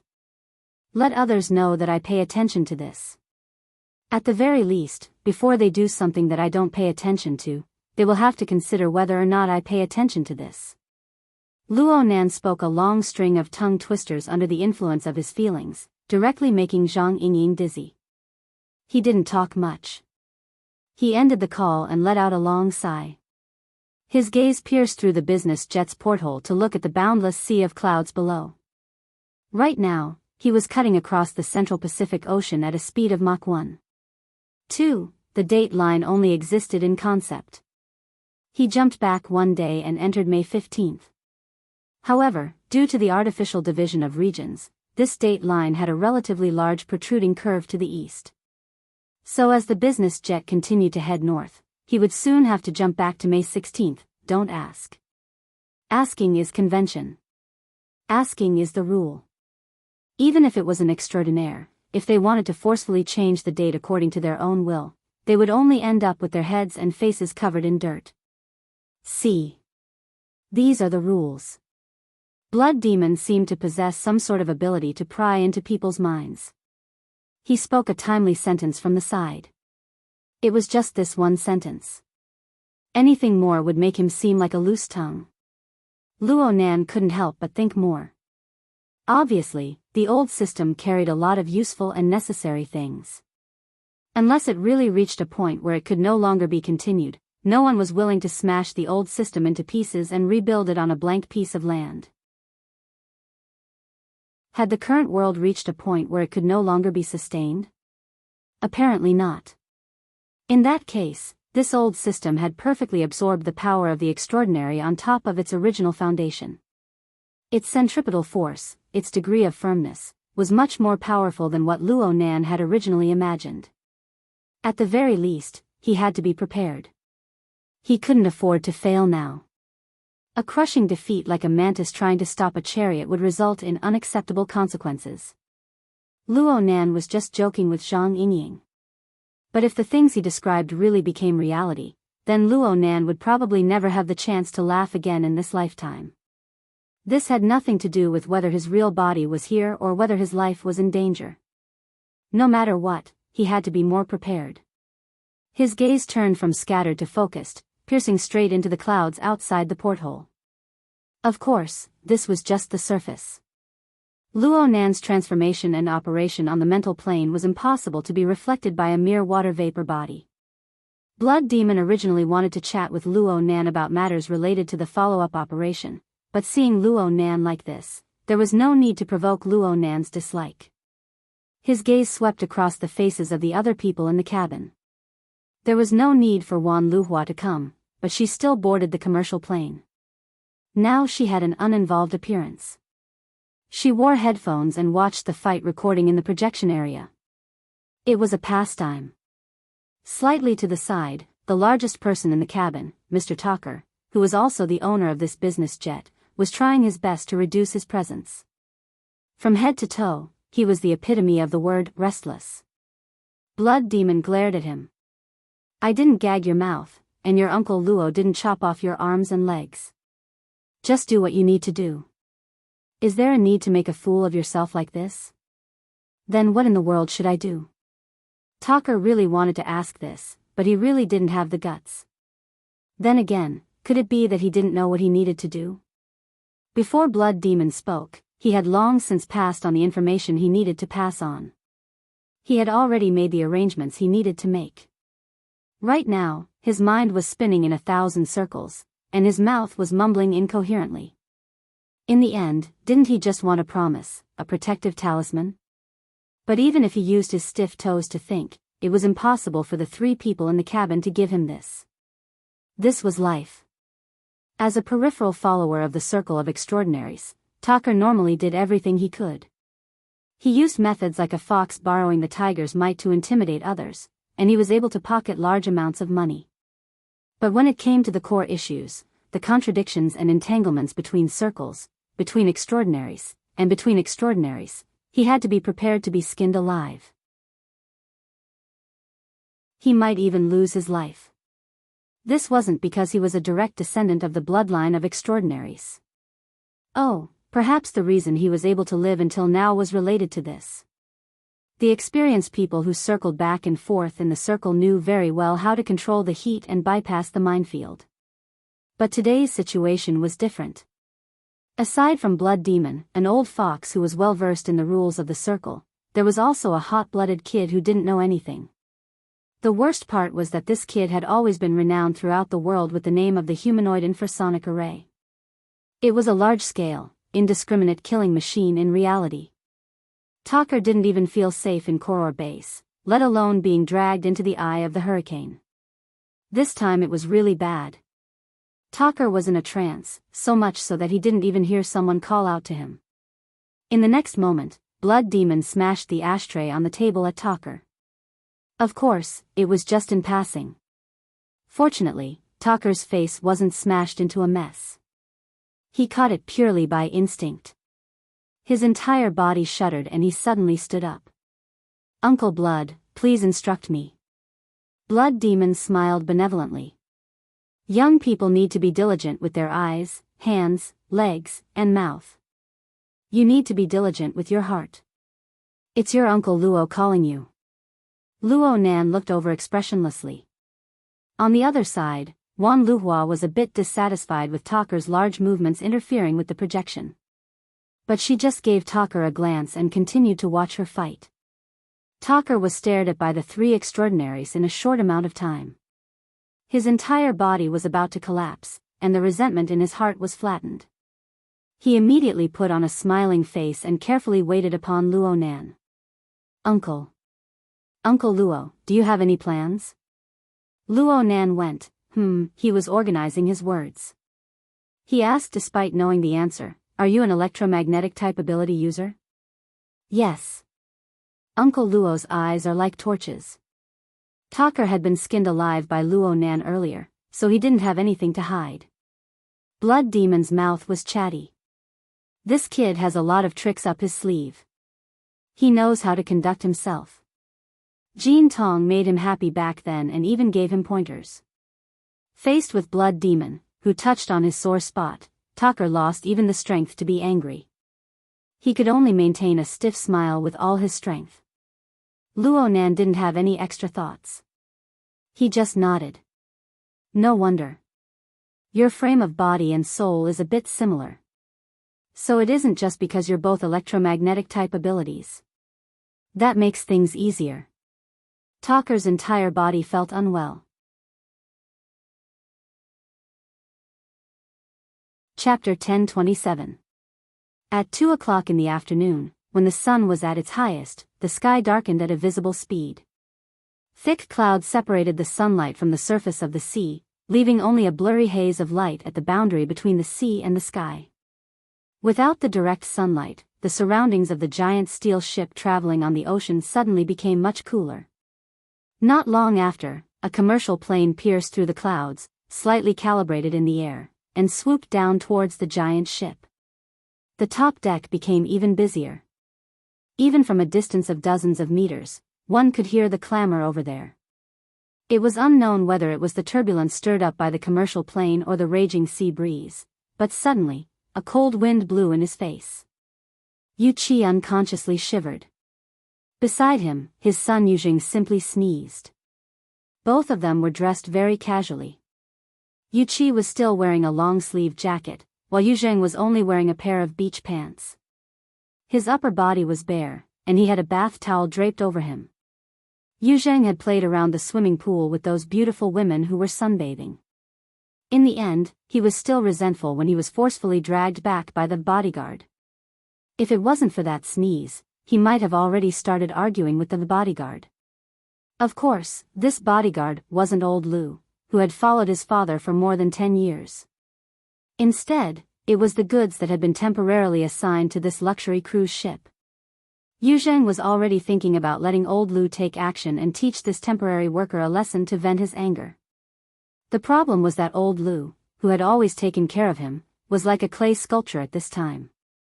He was only a breathing tool behind his father. As for Yu Qi himself, he didn't say anything about the behavior of the temporary bodyguard. Instead, he turned around and reprimanded his son, "Look at what you're wearing. Others might not know what the situation is right now, but don't you know?" Yuzheng was already in a bad mood. He was annoyed when he heard this. "What's wrong with me wearing this? Don't tell me you want me to come out in a hospital gown?" Do you want me to lie in the ICU before you're satisfied? Yuchi flew into a rage and wanted to kick this unfilial son away. However, when he saw that the child's cheeks were much thinner than half a year ago, his anger was stifled in his chest. At this time, his wristband vibrated. Seeing the caller's name, Yuchi couldn't get angry. He only reached out and pointed at Yuzheng twice to give him a warning. Only then did he adjust his mood and connect the signal. Qin, are you in class over there? Why are you calling? Your brother? He's fine and carefree. He was just fooling around in the pool. How would he have the time to answer your call? The irritation in Yuchi's heart had dissipated quite a bit after chatting a little more with the caring little cotton-padded jacket. He turned his head and took the initiative to remind Yuzheng, "Did you miss your sister's call? What are you talking about? Are you afraid that the hospice care won't be able to catch up?" His daughter was there, so Yuchi didn't curse out loud. However, his foot finally kicked out, causing Yuzheng to stagger. Yuzheng had already gotten used to it during this period of time, so he couldn't be bothered to respond. He turned his head and spoke to the temporary bodyguard who had just brought him back. "Is this how your volunteers are treated?" The temporary bodyguard responded coldly. He wore a standard black suit and sunglasses. There was nothing creative about it, and it also covered up all human reactions. Yuzheng, on the other hand, had already begun to add to the drama. "Look, in the end, he's just a lab rat. Then don't let me out. How nice would it be to put me in a cage?" Yuchi felt his heart ache, but his daughter, who was an ocean away, was still on the phone. It wasn't good to worry her, so he could only comfort her. "Forget it. If he doesn't want to answer, then don't answer. He's just nervous now. His whole body is twisted. In fact, Dr. Clay's technology is already very mature." Yuchi's consciousness was a little dazed as he said these old, familiar words. Ever since Yuzheng was diagnosed with a mutant infection on New Year's Eve last year, Yuchi had done everything he could to bring his disappointing son back onto the normal path of life. He had used all his resources, even abandoning his family and business to bring Yuzheng around the world to seek medical advice. But now that things had come to this, he still had to rely on these meaningless words to comfort his son. As the helmsman of a large regional pharmaceutical company, he more or less knew some information, and he did believe in Dr. Clay and his laboratory's research capabilities in the field of human mutants and treatment. It was just that ever since the era of mutants, the mutant infection itself was a dangerous peak that could collapse at any time. Not to mention, it was a critical juncture between the second and third phase. In this field, 99% of the world's people were deaf and blind. Apart from blindly believing in this kind of top-notch research institute, who else could he rely on? He couldn't let his daughter know these thoughts no matter what, so Yuchi forcefully eased his tone. "It doesn't matter if he doesn't answer. There's still me. Do you want to see how your brother is like?" As he spoke, he didn't care whether his children agreed or not. He turned on the projector function and prepared to let the siblings meet to dilute the current terrible atmosphere. He was still adjusting the angle, but Yuzheng's expression was already changing. He was clearly still feeling awkward. But this matter didn't depend on Yuzheng. It didn't even depend on Yuchi or Yuqin.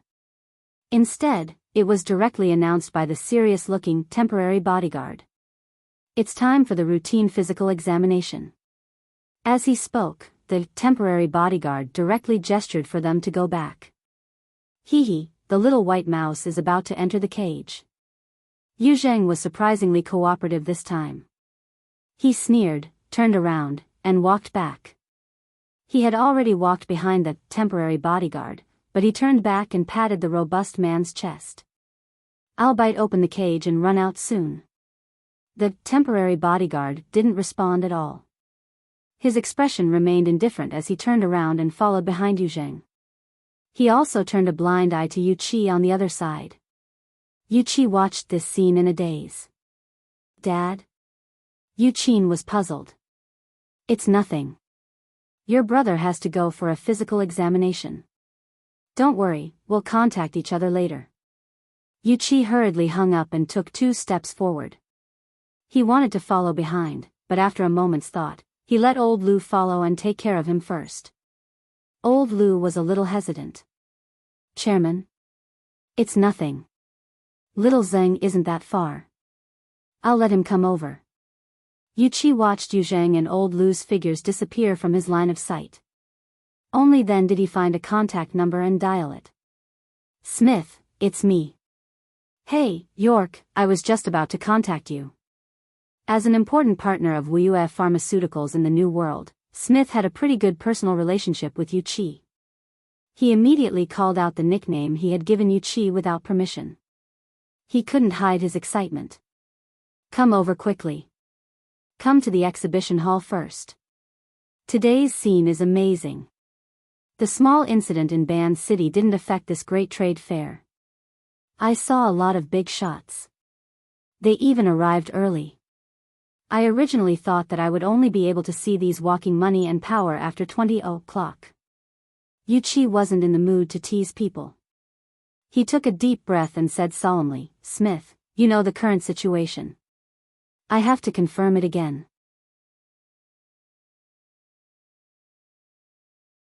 Chapter 1028. Are you sure? Smith thought for a moment and understood what Yu Qi was talking about. He smiled and said, "That's not necessary, my friend. I understand the feelings of a family member who is about to undergo surgery. Of course, what your little boy needs to prepare for isn't a simple surgery. But no matter what it is, he has to walk into the laboratory and lie on the operating table to experience it, right?" Yu Qi frowned and said, "Tonight, Smith, tonight." Smith was still smiling. "Listen to me, buddy. Make sure your child is with you first. Don't let your anxiety affect him. He's already been taken into the cage by the guard." Yu Qi blurted out, but he soon realized that he had lost his composure. He took a breath and tried to reply in a calm tone, "He's not here." "That's good." Smith remained relaxed and said, "I believe that you will return to him in the best of moods very soon. Now, you just need to understand one thing. I've emphasized it before. He's option C, buddy, let me emphasize it again. He's option C. To be exact, he's one of option C. This is very important. Do you still remember what option C is?" Yu Qi didn't reply immediately. He was listening carefully. For tonight's demonstration, Dr. Clay has made thorough preparations, including a fully restored laboratory that was flown in by air, more than 30 lab and medical staff, at least 3 demonstration plans, and twice as many backup plans. Of course, there are enough volunteers who meet all the criteria. These experimental volunteers are divided into 3 groups, A, B, and C. Each group has 3 people. Among them, Group A is in the best condition and perfectly corresponds to the existing demonstration plan. There is a 99% chance that the target for tonight's demonstration will be chosen from these people. Most importantly, tonight's demonstration only needs 1 volunteer. Unless all 3 people in Group A have problems, Group B will be used, and so on. Therefore, the probability of your child being chosen for tonight's demonstration is infinitely close to 0. In fact, asking you to come has nothing to do with the experiment itself. It's because you have a high chance of becoming a consumer or an investor in the future. Therefore, this is an invitation, a roadshow. If you think about it this way, don't you feel better?" Yu Qi smiled bitterly and said, "A little. Trust me, man. Tonight, you and your child are both guests. The only difference is that the seats are different." "Well, thank you, Smith." Yu Qi wanted to hang up, but Smith called out to him again. "York, you can't miss this opportunity. Right now, the atmosphere in the exhibition hall is very good. Let me introduce you to an important person. Maybe it will make you feel more at ease. You know, Area C12 here." Yu Qi actually wanted to spend more time with his child, but Smith had already pointed out his dual identity as a consumer and investor. Some social interaction was necessary, and he couldn't refuse. "Give me 10 minutes. In the Emerald Light cruise ship, which was like a city on the sea, it was already very polite to say that they would arrive in 10 minutes. Yuqi didn't waste a second. He first arranged for his secretary, Xiaozeng, to meet him in Area C. He then woke up the AI butler and planned the fastest way to Area C-12. This was necessary preparation. As a truly high-end cruise ship, the Jadeite light was defenseless for some people. However, for others, without careful planning, it was very likely that they would not be able to move an inch. This was what a society with high authority was like. As the helmsman of a large regional pharmaceutical company, Yuqi could enjoy the convenience of a society with high authority in most cases. Occasionally, he had to accept the adverse effects of these conveniences. Of course, it was more important to be vigilant at all times. In this strange and complicated environment, he chose to believe in the AI system. The route planned by the AI butler was very reliable. Making full use of various tools such as automatic walking belts and elevators, it only took 6 to 7 minutes to go from Area E on the rear deck to Area C in the middle of the hull. Basically, he couldn't be late. With the AI butler's reminder, Yuqi passed through a security gate and entered a long corridor. Coincidentally, he had just taken a few steps when his secretary, Xiaozeng, came out from the door in the middle of the long corridor. He was also surprised to see Yuqi.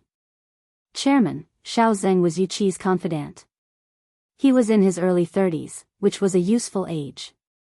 Previously, he had gone to handle some company affairs remotely. He heard Yuqi's instructions and rushed over to meet up.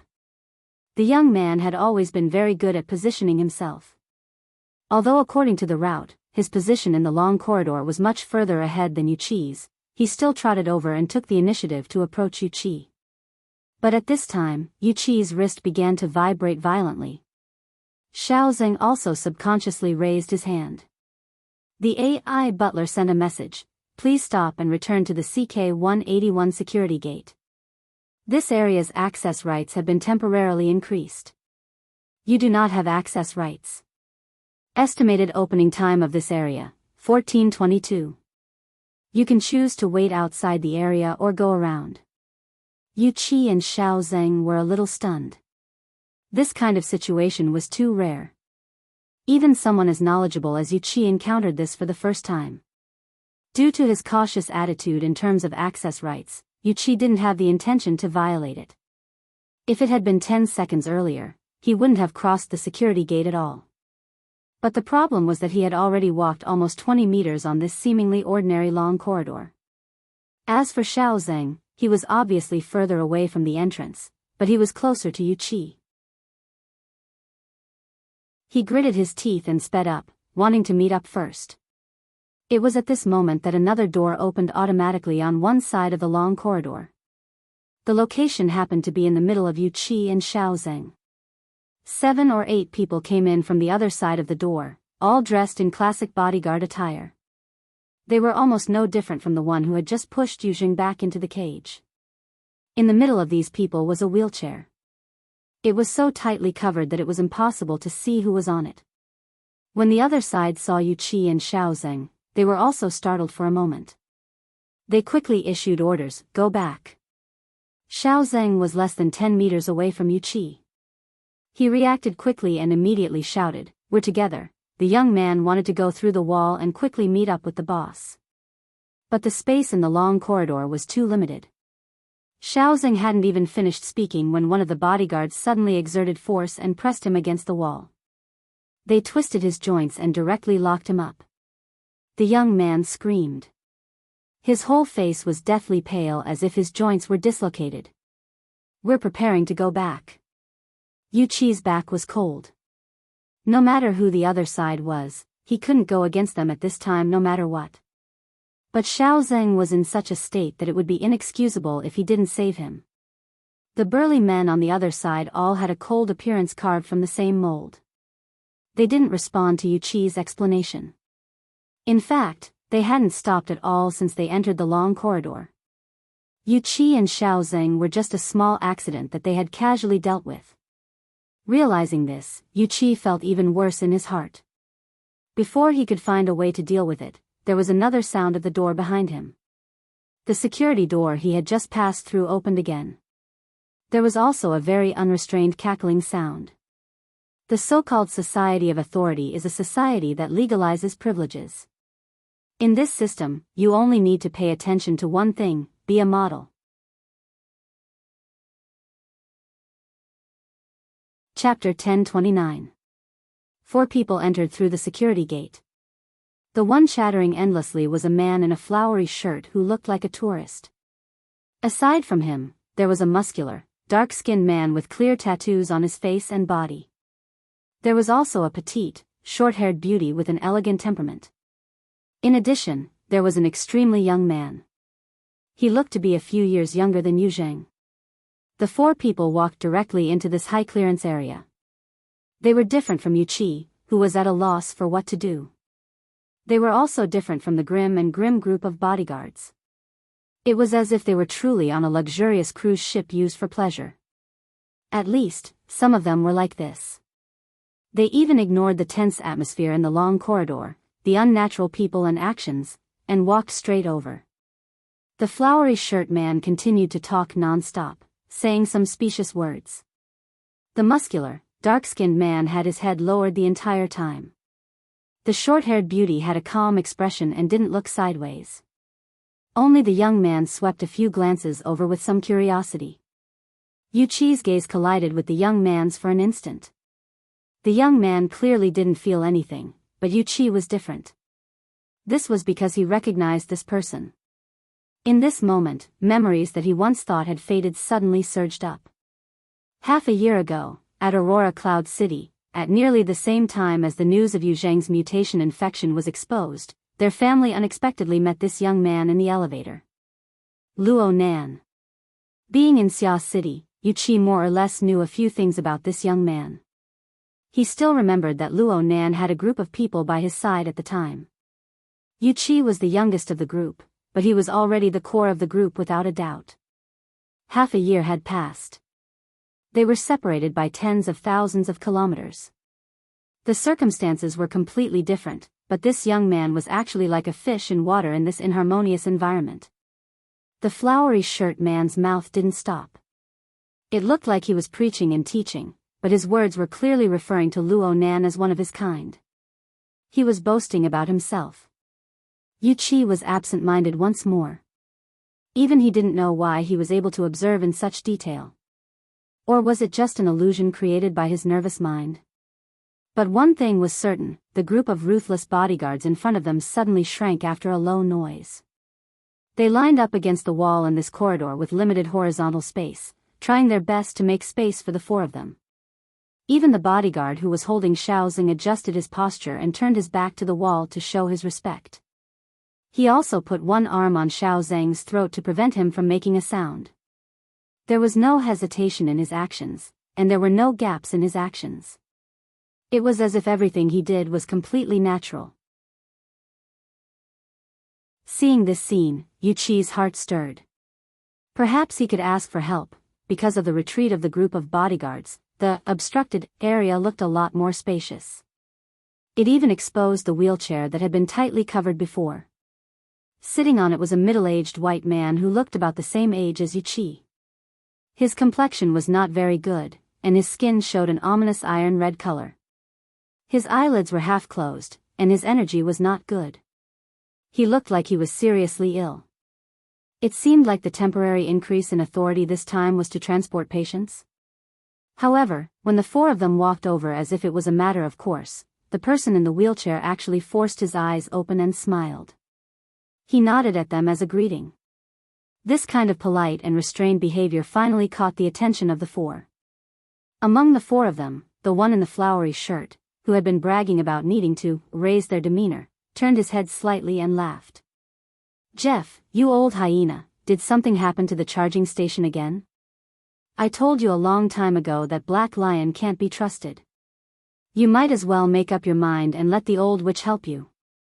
If you keep this up, I'm afraid you'll be so rotten that vultures won't even bother to touch you." At first glance, the man in the flowery shirt and the man in the wheelchair seemed to be on friendly terms, but their feet didn't stop. They didn't look like they wanted to chat at all. Jeff, who was in the wheelchair, smiled but didn't say anything. After this interruption, Yu Qi choked back the words of help that were at the tip of his tongue. Seeing that the best time to ask for help had passed, the four of them passed by Xiao Zheng, who was still pressed against the wall in the next moment. The young man, Luo Nan, patted the shoulder of the bodyguard who was still locking Xiao Zheng. He didn't stop and just walked over. The bodyguard subconsciously loosened his grip. Only then did he remember to turn his head to look at Jeff's expression. Jeff just motioned for the surrounding bodyguards to continue pushing him forward. The group of people returned to their original tight formation. They soon walked past Yu Qi and exited through the security door that he had just entered. Yu Qi didn't dare to move during this time. Just like that, the corridor that was suddenly congested also suddenly became quiet. Only Yu Qi and Xiao Zheng, who was holding his shoulder and moaning, were left within the 10-meter area. One was standing and the other was lying. His wristband vibrated once more. It should be a notification of a change in authority. Yu Qi didn't pay attention to the specific content at all. He just faintly heard the man in the flowery shirt praise, "Hey, he's got that style." Yu Qi woke up with a start. He hurried to Xiao Zheng's side and crouched down. "Don't move. Let's check for injuries first." He couldn't help but look forward as he spoke. The four of them had already pushed open the door to the other side of the corridor, cutting off his line of sight. The occurrence of an accident would inevitably delay time. Although Xiao Zheng's injuries weren't serious, finding the service personnel on the cruise ship and taking him to the infirmary took some time. Yu Qi was undoubtedly going to be late by the time he finished arranging things. By the time Yu Qi arrived at the exhibition hall of Area C-12, he was already 5 minutes late. He explained things to Smith midway, and Smith didn't really care. But Yu Qi still apologized first when they officially met. He didn't rashly speak of the specifics. Whether it was Luo Nan, whom he knew before, or Jeff, whom he heard in the middle, their identities weren't simple at all. He wouldn't look for trouble for no reason. The problem was that Yu Qi didn't mention it, but Smith did. Moreover, Smith spoke with an extremely excited tone. "Hey, York. You just missed a true big shot. Old Els just left." Old Els? Yu Qi was still a bit absent-minded, so he answered subconsciously, "Impossible. He's already so old. This is the most inconceivable part. You can't even imagine what I saw." Smith had a thick, square face. He looked very serious at first glance, but his expressions were actually rich. Right now he was in an extremely excited mood. His expression was even more exaggerated, like an actor in a sitcom. "Oh my God." If Bai Xinyan didn't greet him and confirm his identity, Smith couldn't even continue his words due to his excessive excitement. He could only repeat over and over, "Unimaginable. Unimaginable. This is definitely a big news. They're preparing to create a super big piece of news." Bai Xinyan? Yu Qi heard a name that seemed familiar, but it didn't stir up too many thoughts. Instead, Smith's behavior made Yu Qi feel that he had the obligation to wake his friend up. "Hey, calm down a bit. You can basically only see that person in documentaries. Are you sure that's old Els, Jeff L?" The last soft and weak sound of air suddenly froze. Then Yu Qi faced Smith, who was about to retort with wide eyes, and Yu Qi unconsciously repeated, "And again, Jeff? Which Jeff? Which other Jeff could it be? Hyena 3? Hey." Smith was a bit unhappy. He felt offended. It was only then that Yu Qi remembered that Smith was a loyal believer of old Els. In the business world, there were a lot of people who succeeded. Many of them could be worshipped by those who came after them, hoping that they could imitate their predecessors' path to success and obtain supreme support from the power of capital. But among these people who succeeded, not everyone's name had the effect of being totemized. That was to say, hearing this name was like touching wealth itself. In the history of mankind, after the power of capital obtained the supreme ruling power, there were only a few hundred people like this in the past 3 to 4 centuries. The old Els that Yu Qi and Smith mentioned was definitely one of them. This was not only because he and his family were always at the top of the various wealth rankings, but also because of his legendary status. Old El spent the first half of his life in obscurity, or perhaps he lived in a sewer that normal people could not understand. Then, when he was close to 80 years old, he suddenly jumped onto the most glorious and cruel stage. Before the Third World War, he plundered the wealth of many unstable countries through various dishonorable means, magnified his ill-gotten gains 100 times through the use of war leverage and the Reconstruction economics that had a mixed reputation after the war. Of course, there were countless assassinations and anti-assassinations, subversion and anti-subversion, death and being killed. In the past 20 to 30 years, as he faded away from various highly publicized affairs, this person had really become a pure totemic symbol. Correspondingly, there was only one thing left that people in the world paid the most attention to: was he still alive? When would he die? Under the premise of not caring about the cost, to what extent could human life be extended? This was Jeff Ells, a superhuman who was said to have wandered the earth for more than 130 years. Some people even swore that he was the only person left in the world who had experienced World War II, or a wizard. Of course, there were even more people who said that the real Jeff Ells had long turned into ashes, and the legend left behind was just a gimmick that the Ells family used to maintain its legendary status. Yuichi originally had no interest in this kind of thing, until today, until now. He could not help but recall everything that had happened in the long corridor, all the information he had received, especially the mockery of the man in the flowery shirt who did not regard himself as an outsider. His mind was making absurd and terrible associations. Before he could sort out the logical chain of reasoning, or rather, before he could believe it, his body was already covered in a thin layer of cold sweat.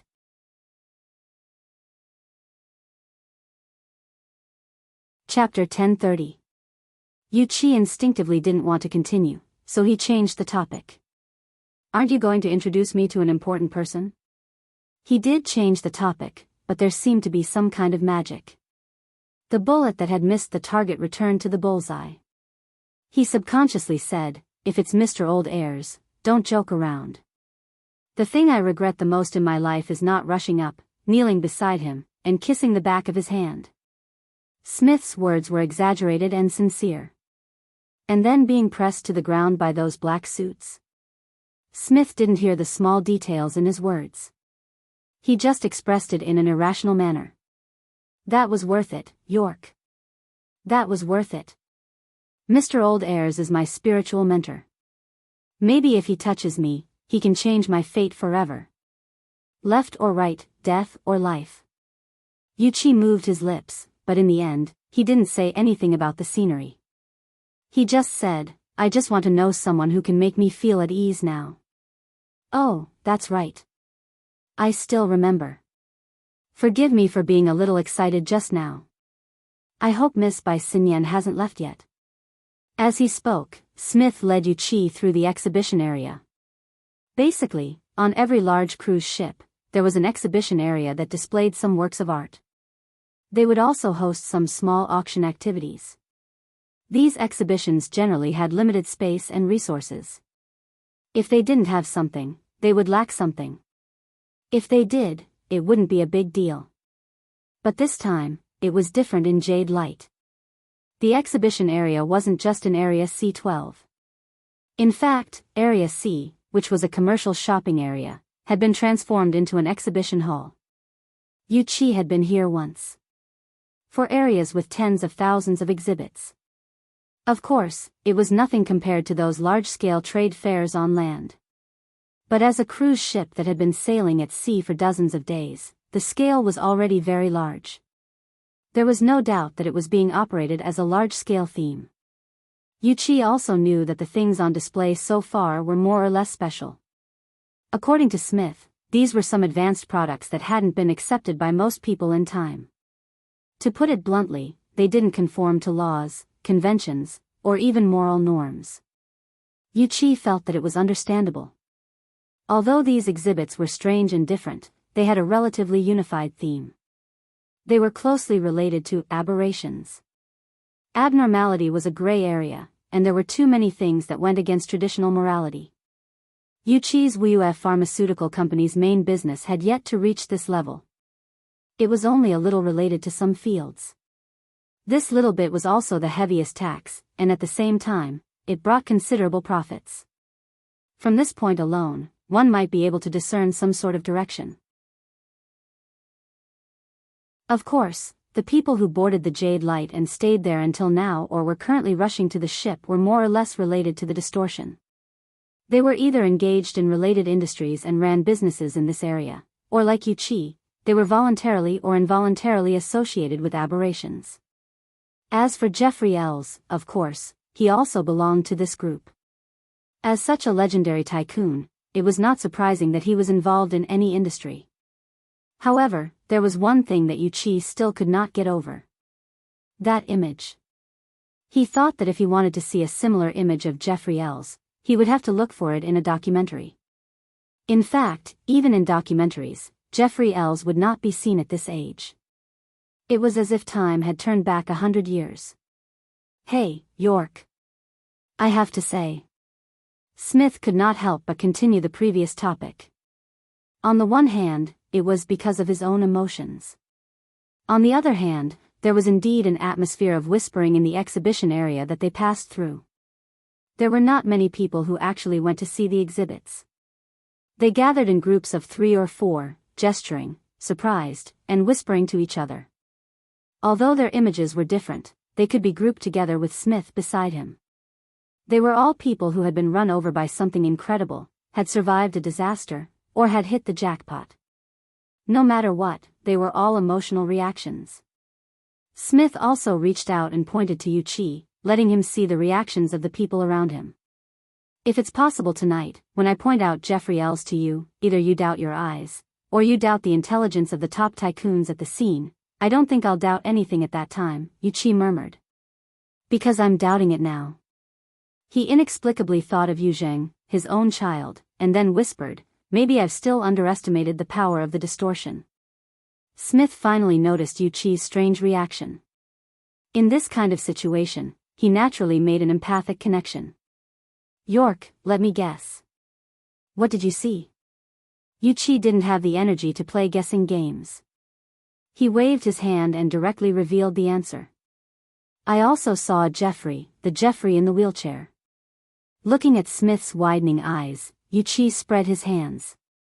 He's in the long corridor behind us, but I'm not sure if he's the one in the documentary. Actually, I still don't understand how you guys recognized him. Smith was stunned for 2 seconds before he subconsciously replied, it's enough that someone trustworthy recognized him. Smith was stunned not only because of Yuchi's answer, but also because he had received an excessive amount of information at the same time. Hey, look over there. Bai Xinyan, the one I want to introduce, the important person who recognized old Ells. She's looking over.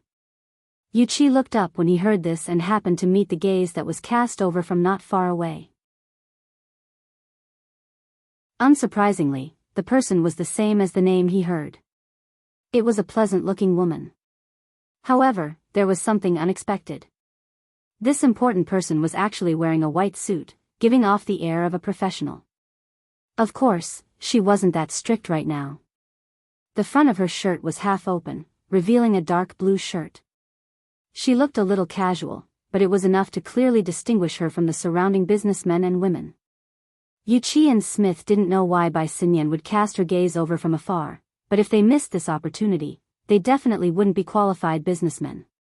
Therefore, Smith and Yuchi both sped up their footsteps and took the initiative to greet her. The former began to greet her from 7 or 8 meters away. Dr. Bai, we meet again. He took a few steps forward and turned around to introduce to Yuchi. This is Dr. Clay's most outstanding student and collaborator, Dr. Bai Xinyan. He then said to Bai Xinyan, my most capable partner in the old continent, Mr. Yuchi, the chairman of Xia City's WUF Pharmaceuticals. If I remember correctly, you guys should be from the same hometown.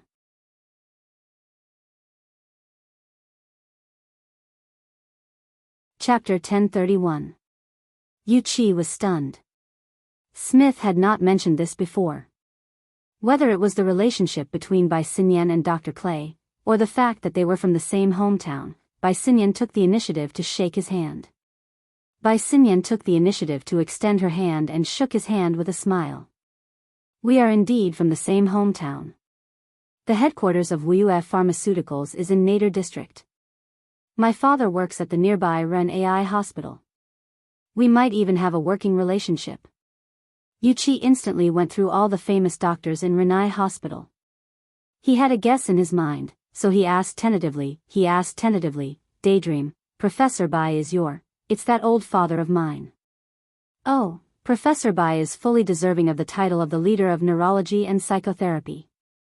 My company had a very pleasant collaboration with Professor Bai's team in the development of endocrine-targeting drugs. That was how society worked. As long as they could find a connection, both parties would naturally feel close and comfortable.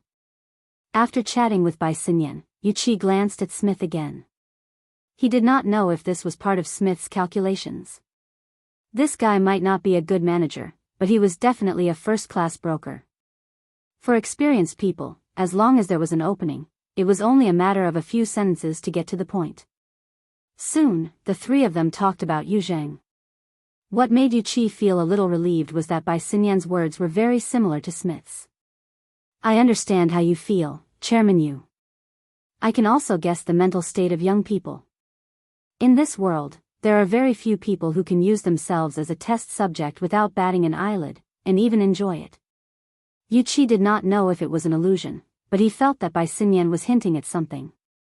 She continued, the physical and psychological development of young people is far from perfect. Treating them with abnormalities too early can easily lead to both physical and psychological problems. Rather than rushing them into the treatment process, it is better to spend some time building up their confidence in this method. I think Dr. Clay also considered this, which is why he placed your child in Group C. Speaking of which, with the advancement of technology and the change of society as a whole, perhaps it won't take too long before such treatment becomes popular. After that, it will be popularized. From this perspective, the nervousness of young people today may become urgency in the future. Who knows? Bai Xinyan's. Her words were brilliant. Not only did she appease Yuchi, but she also teased him subtly. If it were the Yuchi who was on the deck, it would have been fine. However, the experience he had on the corridor and the information he gained after learning about it made him feel reverence for the supernatural phenomenon that was once so close to him. For a moment, he was a little absent-minded. At this moment, Smith finally could not hold it in any longer and continued to ask, in that case, what kind of person is most suitable to carry out that aberration treatment that you mentioned, Dr. Bai? Infected by the mutation? Adults? Mature mind? Or maybe I just need determination and a corresponding reward? I mean, like Mr. Jeffrey Ells? Bai Xinyan pointed it out. Smith nodded decisively. His deep-set eyes were burning with ambition and desire. Bai Xinyan shrugged. Since the 60s, old Mr. Ells has been the convener of human life research, and the largest research funding provider. The theoretical lifespan of the generation after the war is as high as 120 years, which has not been fully verified yet. However, the effective working age skyrocketed to 75 years, and it is indeed his great contribution. Smith did not know whether Bai Xinyan was praising or mocking him. He could only do his best to protect his idol. Mr. Ells is a pioneer, there is no doubt about that. Yes, I hope he can give a correct and promising direction. Yuchi always felt that Bai Xinyan's words had a different meaning. While he was pondering, Bai Xinyan seemed to have seen something. She raised her head and looked into the depths of the exhibition area. Suddenly, she said softly, sorry. Then, she separated from the two and walked in that direction. Before she left, she took a deep breath. What's wrong? I'm not sure. Yuchi and Smith had a meaningless conversation. They also stretched their necks to look over, but with so many booths between them, they really did not know what was going on. Smith casually said some gossip, right, about this Dr. Bai Xinyan. There is an identity that I did not mention before. It is said that she is the girlfriend of that young Mr. Wang. Which? Aren't you standing on that person's private property? Wang Yu. Yuchi also took a deep breath, but the shock he felt was not as direct as Jeffrey Ells. Compared to the legends of old, the young and high-profile figures of power of today inevitably made people divert some of their attention to the astonishing family behind them. Of course, with Yuchi's net worth, he really did not have the qualifications to judge others. He did not have the qualifications to judge others. It was also at this time that the two finally saw something different as they followed by Sinyan's back. Actually, the two still did not see too clearly, but Yuchi caught a glimpse of a dark and muscular giant among the stream of people in the exhibition area. This giant was clearly half a head taller than the others. Yuchi's pupils contracted. He immediately recognized this person. This was one of the 4 people from Luo Nan's group of 4 that he had met in the long corridor. This person had arrived. Didn't that mean, that's right. Right now, Area C had become an exhibition area. Luo Nan and the others had come here. They probably had no other goal. Talker? Smith's reaction was a bit slower, but he clearly understood the identity of the person on the other side. Talker? The one from Koro Base? That big guy? Yuchi was truly shocked. Yuchi had heard of this name before. In fact, any multinational enterprise involved in ocean shipping would inevitably have to deal with the logistics tycoon of this area, the godfather of the underworld, Talker. The sales network of Yuchi's WUF Pharmaceuticals did not set foot in this area. However, a small portion of the pharmaceutical factory's biological raw materials purchase channels were deeply connected to the industrial chain around T-City. This formed a few intersections. Talker's identity was subtle. He was relatively mysterious. Yuchi had only heard of his name, but he had never seen him in person. However, he remembered the shipping price that was 20% higher than the market price very clearly. He also remembered that there were indeed people who were stubborn and unwilling to choose the shipping company under Talker's banner. However, the results were not all that wonderful. How could such a person be related to Luo Nan? Moreover, was there a mistake in his memory? At that time, in the corridor, among the 4 of them, it seemed like this dark and burly man's performance was the most honest. Right when he was puzzled, he saw Bai Xinyan's figure pass through the crowd. She was heading toward Talker. I heard that Talker and Wang Yu have a very close relationship. Huh? The gossipy Smith suddenly went mute. This was because at this moment, he clearly saw the person he had just identified as Wang Yu's girlfriend. After passing through the crowd, she reached out her hand toward Talker. A young man who looked like he was still young. She did not receive a polite response. However, in the next moment, Bai Xinyan naturally leaned over and took the initiative to hug the young man's arm. Yuchi spoke faintly, "Is that Mr. Wang?" Smith was stunned speechless.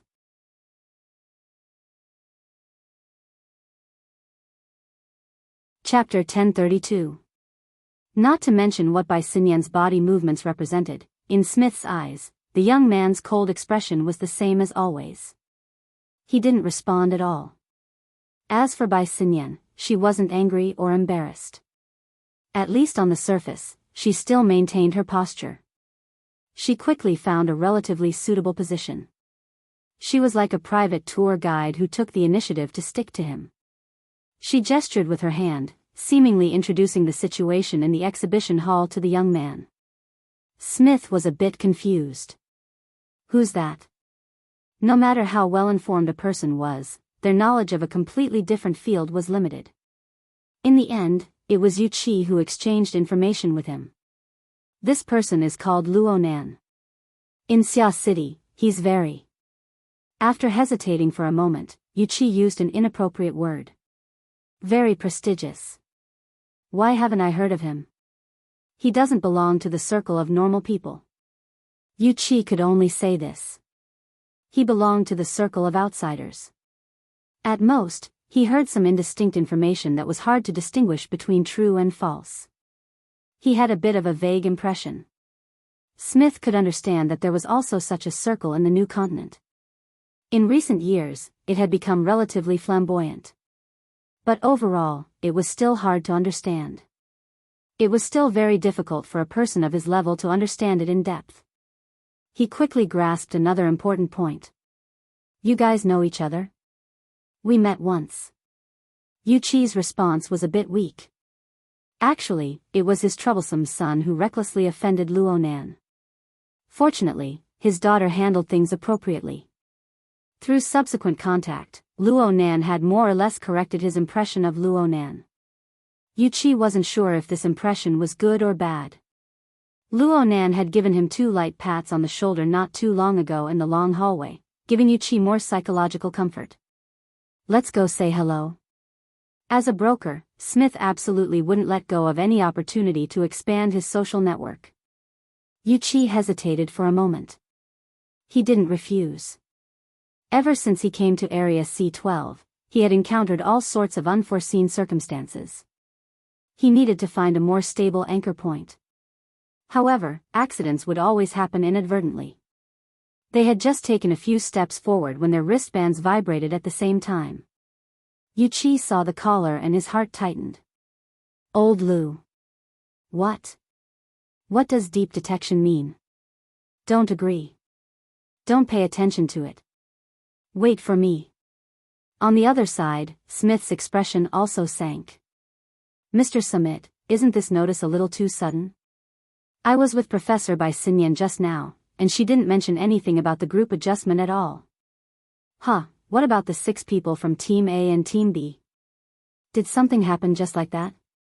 Very likely. To hell with this reason.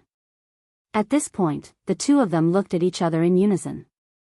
They could not see any good news in each other's eyes. Things were really troublesome. Let's go. Smith shouted. Before he could react, Yuqi had already turned around and left quickly. Soon, he was in a jogging state. In the current hall, there were only 2 or 3 non-important people who left in a hurry. It was impossible for them to attract too much attention. Luo Nan shot a glance in that direction, but he soon placed his attention back on the woman who was holding his arm. The greetings had been exchanged, but that didn't mean that he had accepted her. Luo Nan and Bai Xinyan were basically in a state of enmity ever since the 2000th young miss incident. If Bai Xinyan hadn't cooperated with him a few times, intentionally or unintentionally, and covered for him a few times, the 2 barely managed to form a tacit understanding. Luo Nan wasn't sure what Bai Xinyan would have done when their bodies touched. However, he also suspected that Bai Xinyan had guessed his current attitude. That was why she had appeared here in broad daylight. Otherwise, she would have been like the 2000s incident. She would have run away without a trace. This could be considered confidence. Was she holding on to Luo Nan's confidence? Your courage is commendable.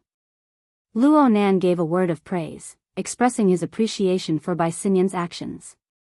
But he had no intention of introducing her to the other 3. The problem was that there was no need for him to introduce her. Blood Demon whistled. Oh my. Isn't this the black-hearted beauty who tricked Jin Tong to death? Bai Xinyan bowed slightly. Mr. Blood Demon must be joking.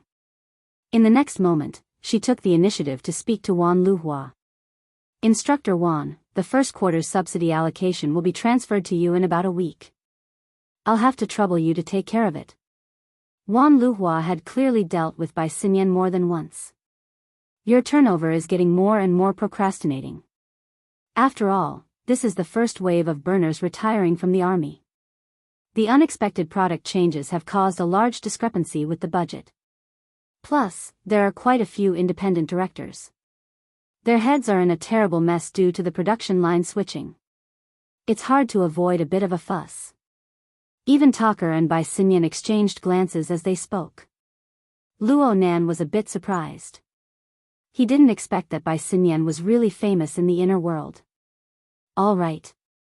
Her connections in the inner world were much deeper than Luo Nan's at first glance. This indirectly proved one thing. The power behind Bai Xinyan was quite impressive.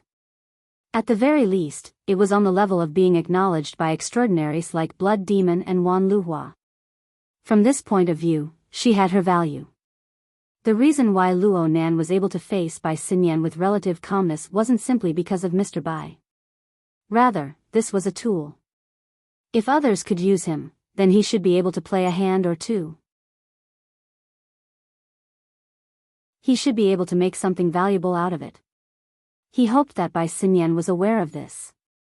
He wasn't in a hurry to converse with Bai Xinyan. He didn't pay attention to what this woman was thinking. He just followed his own pace, observing today's main venue from every angle and every level. He had to investigate if there was something odd. He had to ask if he didn't understand. As long as he could get an accurate answer, it didn't matter who answered. From this point of view, Bai Xinyan could be considered an excellent guide.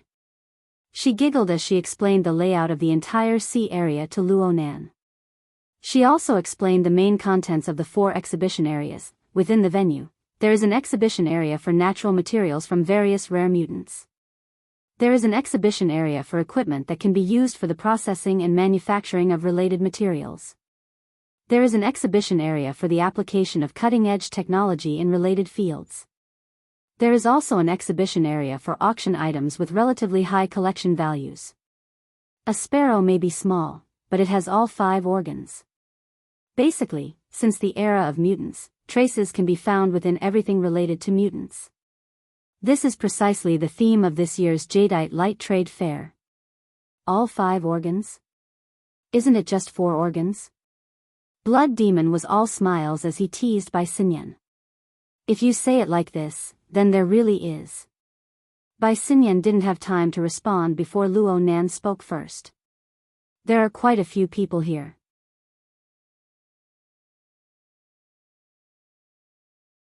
Chapter 1033. Blood Demon displayed his ability as a supporting character. What do you mean? Only humans can recognize things like distortion. Only then can there be so-called collections, processing, and cutting-edge concepts. Only when applied to humans does it have real meaning. You can say that. Luo Nan's gaze swept across the groups of people in the exhibition hall. Many people had been studying the ship with curiosity and scrutiny even earlier.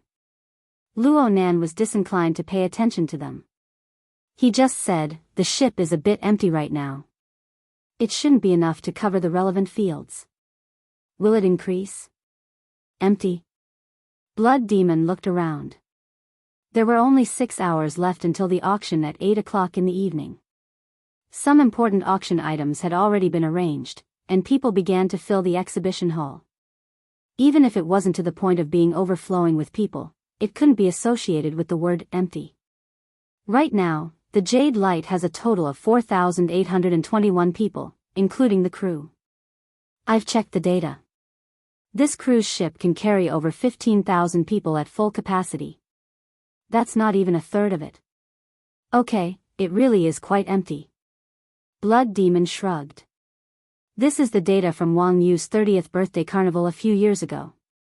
The number of people on the ship exceeded 10,000. This is the first and only time. Bai Xinyan was still holding onto Luo Nan's arm. She spoke the name of her rumored boyfriend in a calm and natural manner. This is a private cruise ship, and it's specially prepared for large-scale luxury parties. It's basically not used for business purposes. Of course, the more space is wasted, the better. Almost 5,000 people is quite a lot. Plus, there will be some important people and their attendants coming later. If I had to make an estimate, it would be around 6,000 people. Really? Luo Nan didn't continue on this topic. He looked straight at Bai Xinyan for the first time. You know who I'm coming for. Bai Xinyan pointed her arm forward. The collection auction item area is this way. The venue has already been set up. Someone who didn't know better would think that Luo Nan was the owner behind the scenes of this auction. Blood Demon immediately gave him a thumbs up, but Luo Nan clearly wasn't in the mood to joke around.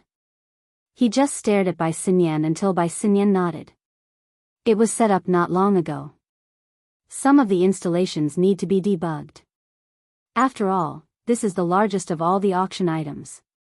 Once it's installed, it won't move again until the auction ends. Bai Xinyan also looked like she was reporting work. For the sake of convenience, the entire booth is placed on the elevator. This is to facilitate the flow of the auction. Luo Nan and the others entered a relatively spacious area under Bai Xinyan's guidance as they spoke. The so-called spaciousness was only relative.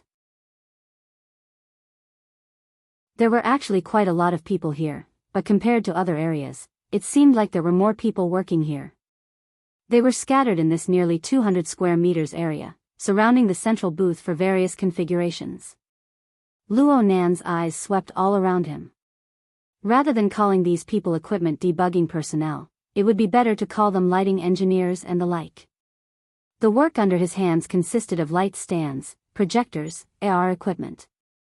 At the back of the booth, there was an obvious holographic projection space, as well as auxiliary equipment. What a mess. This was what Luo Nan thought, and this was what he said. Are they trying to enhance the visual effect? Blood Demon returned to the scene for the first time and asked with great interest. That's right. Bai Xinyan's answer was frank and direct. The relevant equipment is too specialized, and it's hard to reproduce the research object. Plus, they've been left unused for many years. They're far too old, and their appearance and selling points aren't particularly outstanding. So they need to be packaged. At the very least, we need to let people know what these equipment are used for. Luo Nan concluded in a timely manner. His tone sounded calmer and calmer. At the same time, he stepped forward, bypassing the rather messy visual equipment, and climbed up the booth.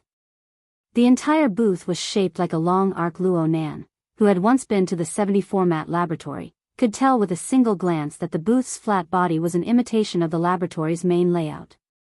However, the two wings were spread out a bit more. This was most likely for the sake of carrying out a symbolic restoration of the calicerae corridors on both sides. The problem was that the originally picturesque crab-like layout of the laboratory had become a nondescript small semicircle due to the limitations of the spatial layout. There were 6 or 7 people pacing back and forth on the booth right now. Most of them were separated by a safe distance, carefully observing the equipment that had already been installed. Some of them were even taking pictures and videos. There were also people whispering amongst themselves. They seemed to be conducting some sort of evaluation. The arrival of Luo Nan and the others caused the free activity space of the booth to become narrow. Luo Nan didn't care about this. He walked straight to the front of the center of the booth. This was the best observation point. It didn't matter if it was the original laboratory or the current transformation imitation exhibition area. Of course, there were people at this point. Luo Nan just ignored them. The person in front heard the noise behind him. He turned his head and saw that Luo Nan was about to collide with him. He originally wanted to berate Luo Nan, but his scalp went numb when he met Luo Nan's gaze. He didn't know why, but his legs crossed and he staggered to the side. This person saw Luo Nan's face clearly at this time. His face turned white with a swish. Bai Xinyan gave Luo Nan an introduction in a very considerate manner. This is Dr. Song Ken from the Deep Blue Laboratory's Western Pacific Ocean Observation Center. Luo Nan completely ignored Bai Xinyan's introduction. After the figure flashed out of his front line of vision, Luo Nan completely ignored it. He just cast his gaze calmly towards the equipment on the booth. He also cast his gaze towards the back of the equipment. There was a projection area that was still empty for the time being. Luo Nan's behavior was seriously lacking in manners. But the original group of people on the booth, Dr. Song Kan, were mostly connected to the inner world. So they recognized Luo Nan. They just didn't expect that the main character would actually come this early. They didn't dare to have any objections. Dr. Song Kan was a relatively simple researcher. He didn't have any extraordinary powers. He nearly had a heart attack when he suddenly saw this face that was labeled as the most dangerous face in the laboratory. He clutched his chest and wanted to run away, but his legs went soft. He was unable to move. Blood Demon walked forward at this time. He stood side by side with Luo Nan. He asked despite knowing the answer, "How is it? Do you feel a bit emotional?" Luo Nan didn't respond. This continued for about 10 seconds before he slowly swung his head and swept his gaze across the 2 areas of the booth. Blood Demon was actually the gaze of everyone on the booth. They unconsciously followed Luo Nan's gaze. But it didn't take long before the hearts of a few people who knew the situation more or less jumped. The old equipment arranged along the top of the circular arc could be considered to have been cleaned up. Or perhaps it was so clean that everything could be seen with a single glance. There was nothing but equipment here. Blood Demon had confidently pointed out the split-page notebook. There was no trace of it at all. Blood Demon's eyelids twitched twice. He heard Luo Nan whisper at this time, unsightly.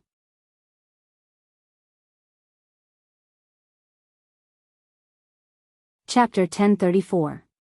Luo Nan didn't need Blood Demon to play the supporting role. He continued to speak, his voice growing louder and louder.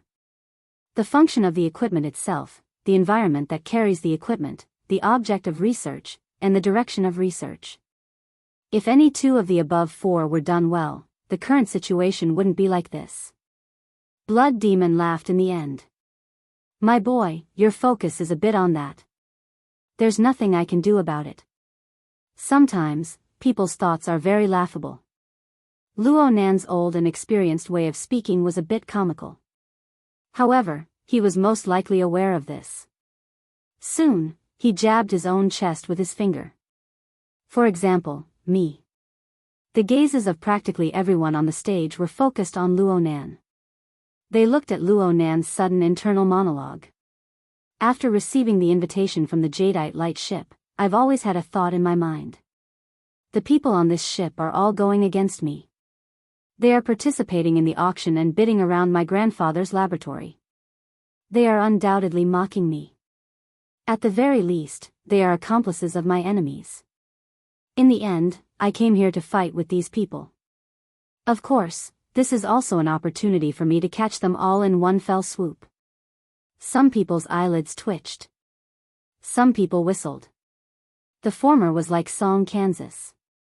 The latter was like Blood Demon. Blood Demon was conscious of his own perspective once more. He chuckled and followed up, that scene was quite dramatic.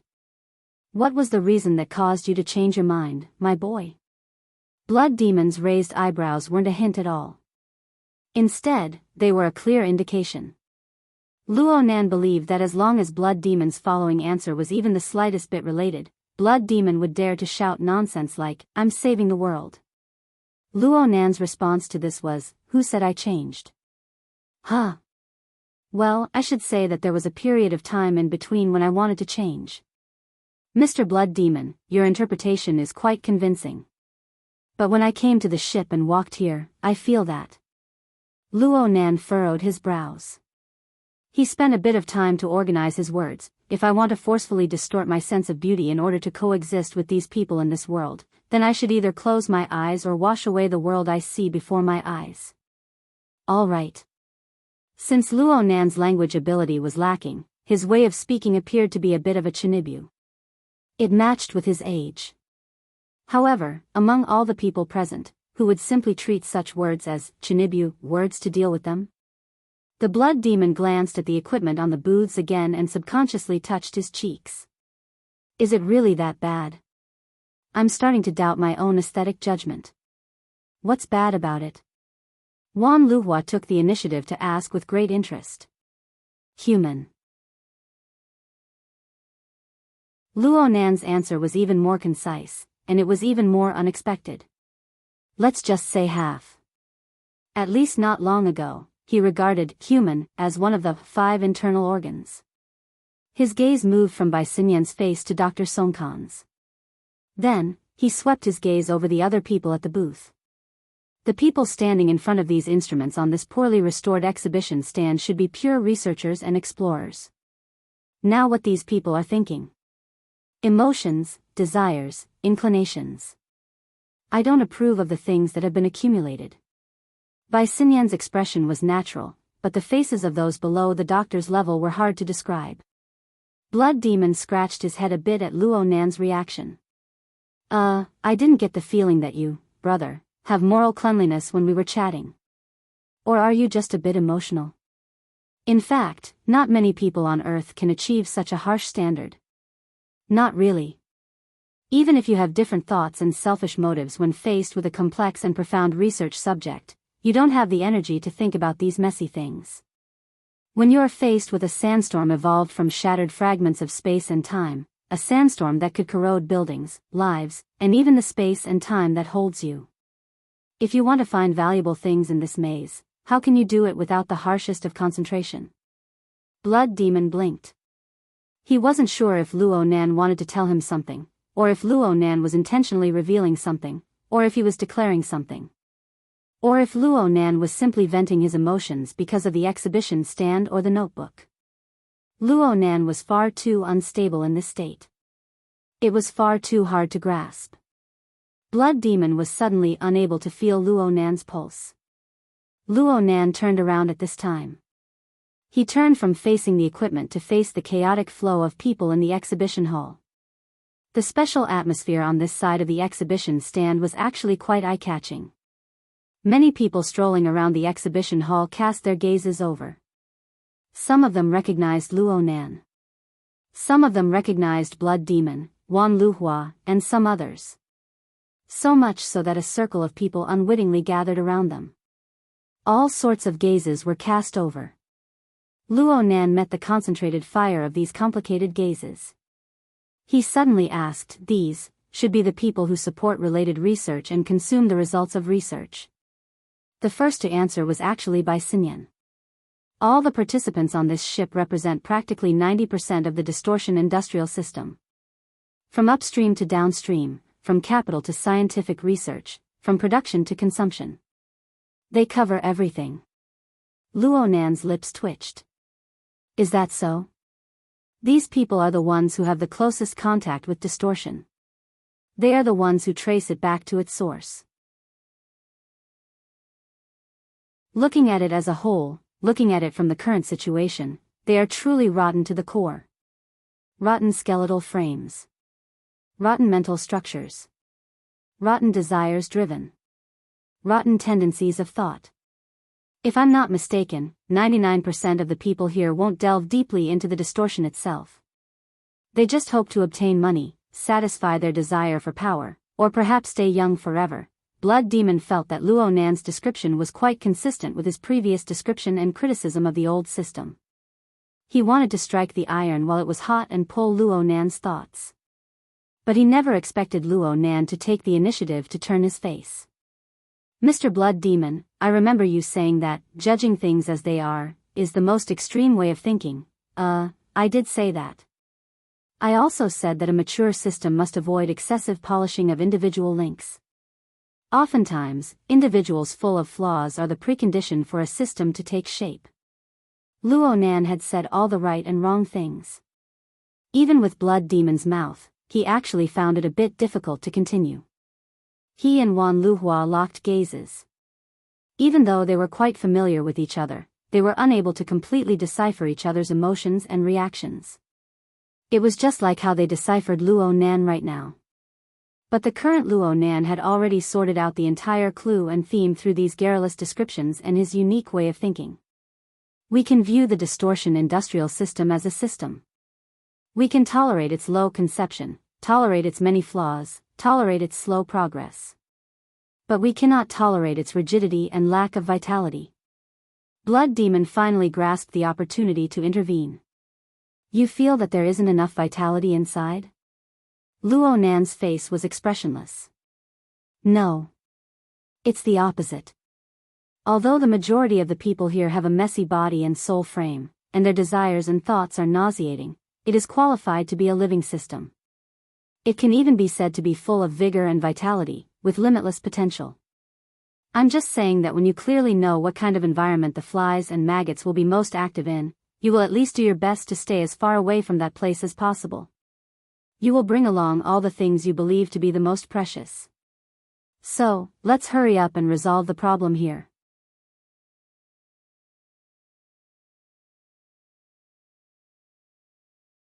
Chapter 1035. The proper business Luo Nan was talking about was undoubtedly the split-page notebook. He asked Blood Demon directly, your information is correct, right?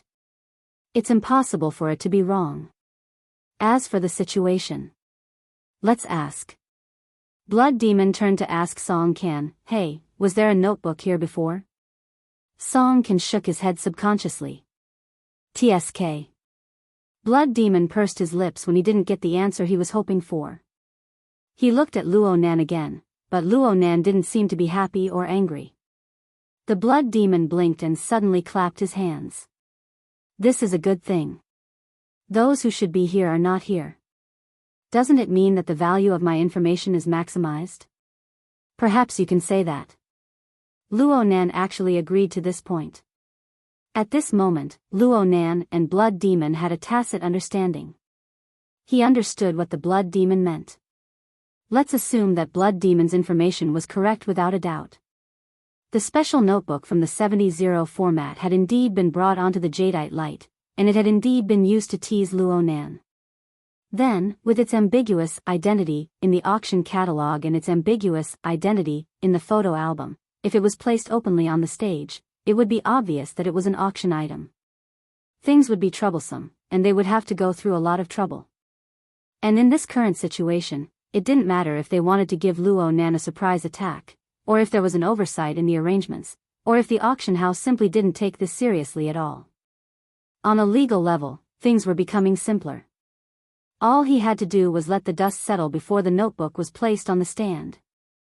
Of course, the premise for such an assumption was that the Blood Demon's information was reliable. Blood Demon was quite confident in this. He even winked at Luo Nan. Aren't you going to raise the pay a bit? If you agree, I'll get another pattern from Old Man's secret deed for you. Luo Nan didn't pay any attention to him. He just stood there quietly, a bit lost in thought. At least in the eyes of others, this was correct. The Blood Demon did not think much of it. Instead, he rubbed his fists and said, I didn't expect that we would have to deduce at the very beginning. Come on, let's go through the situation. Tacker, you wouldn't make a low-level mistake with this list, would you? Uncle Shue. Tacker's dark face looked a little awkward. He subconsciously turned his head away, his eyes wandering. In every corner of the exhibition hall, a large number of surveillance devices were installed. Perhaps, it should be said that it was certain that the people and events on the exhibition stage were all being observed and evaluated by certain important figures. He had been forcefully pulled into the group, and this was something that could be easily explained. However, if he was too active, did he really think that the other side wouldn't let him off easily? The problem was that the Blood Demon knew very well what Tacker was fussing about. However, the latter was definitely not the kind of benevolent elder who would care for his juniors. The Blood Demon raised half of his eyebrows. He was obviously dissatisfied with Tacker's hesitant attitude. But before he could speak, Luo Nan jabbed him from the side. Don't waste time. Watch the recording again. The number of transcendents on this ship is a little too much. Luo Nan's first two sentences could be said to be completely unrelated. However, Blood Demon understood. Yes, we're not the only ones who arrived early. Star Wizard, Connie, Black Lion. None of them are easy to deal with. Are you sure it's one of them? I haven't found any observable areas, but they're at least very close to them.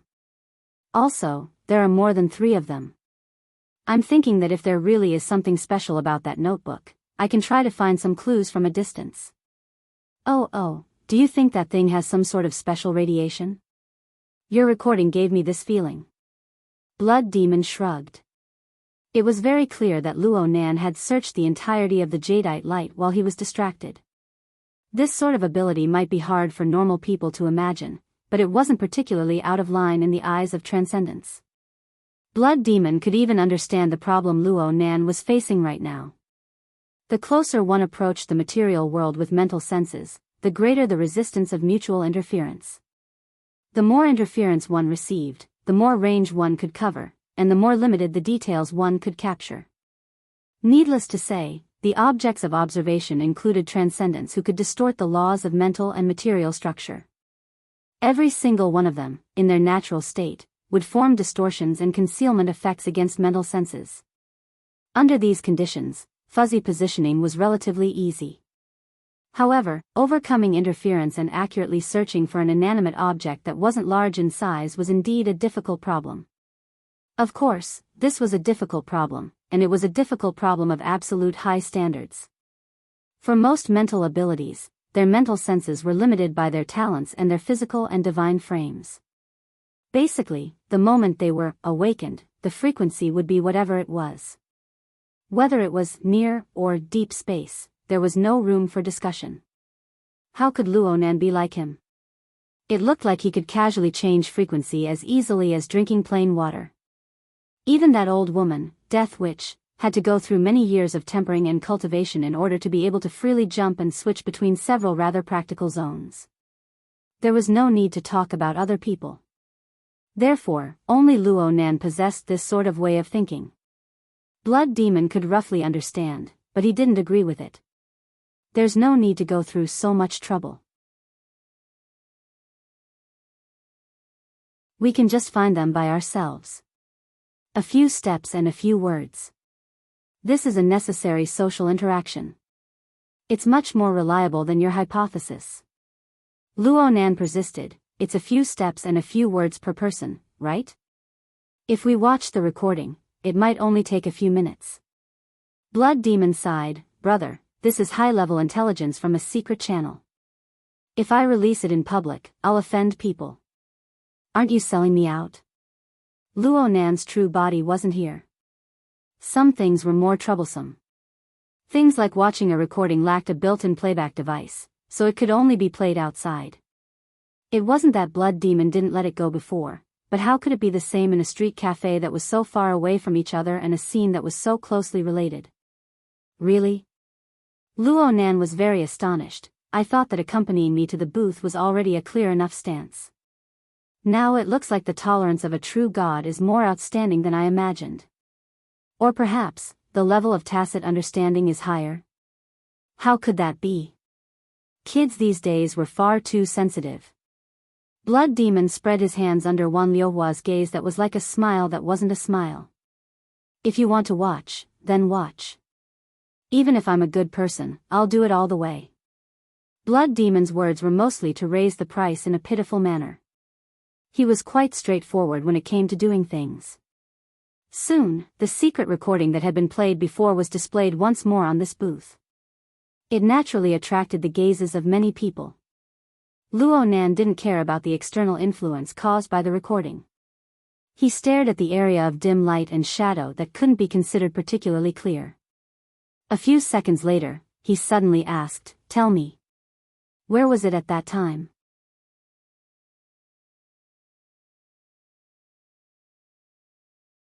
Chapter 1036. Luonan's gaze slid from the center of the arcing distributed equipment to the two sides. The left side, the right side, a few rounds. He had raised a question before, but the direction was unclear. There were even fewer people who could follow his train of thought, so no one had responded for the time being. Luonan didn't mind. He himself was organizing his train of thought. He muttered to himself, it's definitely not the main central laboratory. Then, is it the left claw corridor or the right claw corridor? Is it the front or the back? Blood Demon looked over with a subtle gaze. The gazes of the others were more or less the same. Luonan's words more or less revealed a few things. And vice versa. These things weren't important. Luonan stared at the unclear video in front of him. He felt that Blood Demon's playback method was a bit conservative. Make it bigger. Do your best to restore it. Blood Demon rolled his eyes, but he still adjusted the size of the video according to Luonan's words. He restored it to the size of a human. Limited by the quality of the video, the entire image inevitably became more blurry. At first glance, it looked like a group of ghostly shadows flipping on the display stage. The people who saw the video for the first time really couldn't figure it out for a while. Blood Demon continued to advise, most of the time, it's better to use your mouth than your brain. Thinking is better than socializing. If you want to find radiation from this, you might as well directly ask the content provider. Blood Demon turned to ask Bai Xinyan as he spoke, what's his name again? He's the provider of this equipment. Horn Demon, right? Is he here yet? Bai Xinyan smiled and shook her head, I'm not sure. During this short conversation, quite a few of the surrounding visitors and staff members tiptoed over. Some even came over. Some even asked the people on this side, causing a buzzing noise. Luo Nan still didn't care. From his perspective, according to the Toyama auction house's rotten nature, this video would most likely be played at the auction. Otherwise, how would they raise the starting price? Since they were all watching it, there was no difference between watching it earlier and later. Besides, he might be the one who watched the video the least compared to the people standing on the display stage. Where do you think it is? Luo Nan asked Bai Xinyan this time. He highly suspected that Bai Xinyan was the type of person who watched the video a lot. Bai Xinyan had been leaning against Luo Nan this entire time. She clearly felt the meaning behind Luo Nan's words and subconsciously moved away. She observed Luo Nan's expression. In the end, she smiled and shook her head. I don't see it. He did not get an answer twice in a row. Luo Nan memorized the number, but he didn't continue to pursue the matter. It seemed that he was studying this video, and he became entranced once more. However, when Bai Xinyan looked at his face, she saw that the young man's eyes had already closed. He only raised his head slightly to listen to the details of the voice in the recording, but it didn't sound like it. It was more like he was daydreaming. Could it be that there was some other basis in the unseen world that would help Luo Nan obtain an answer? If it were anyone else, Bai Xinyan would have most likely laughed it off. But since it was Luo Nan, she was a bit uncertain. From the analysis of various information chains, this was actually one of Luo Nan's most terrifying states. This was because no one knew what a master of mental senses like Luo Nan, who stood at the apex of humanity, could see and experience in the end. Perhaps it wasn't even in the same dimension. Bai Xinyan gazed quietly at Luo Nan. She saw that he seemed calm, but it also seemed that gloomy clouds were accumulating between his brows. Unknowingly, the professional smile on his face, which had become an instinct, became somewhat difficult to maintain. The current Luo Nan already possessed the power to make other living beings empathize with him. Perhaps it would be a bit difficult to accompany him in laughing. But he was truly unhappy. The billions of people in the entire world might be a step ahead of him in crying. Dark clouds pressing down on the city, Bai Xinyan sighed softly. And at this time, a new message was sent over through her personal terminal. It wasn't any important information. It was just a bad weather warning. It said that there might be heavy rainfall in the nearby seas, accompanied by thunderstorms and gales. This was a short-term forecast made in response to the changes in the surrounding natural conditions. Even though they were about to enter the 22nd century, the weather forecast could not be completely trusted. Bai Xinyan still remembered that when she saw it this morning, it said that the Central Pacific region was sunny and calm for several days in a row. Before she could finish her thoughts, a faint vibration came over. The reflection and filtering of the many layers of the deck and the walls had long since become indistinct. Bai Xinyan naturally formed an association. Was it thunder? Bai Xinyan, who was cooped up in the cabin of the ship, had no idea what the weather was like outside. But in the hinterland of the old continent, over 10,000 kilometers away, in the boundless highland wilderness, one could see the violent and abnormal changes in the color of the sky as long as one's eyes weren't blind. Just a moment ago, the sky had been clear for tens of thousands of miles, and the visibility was good.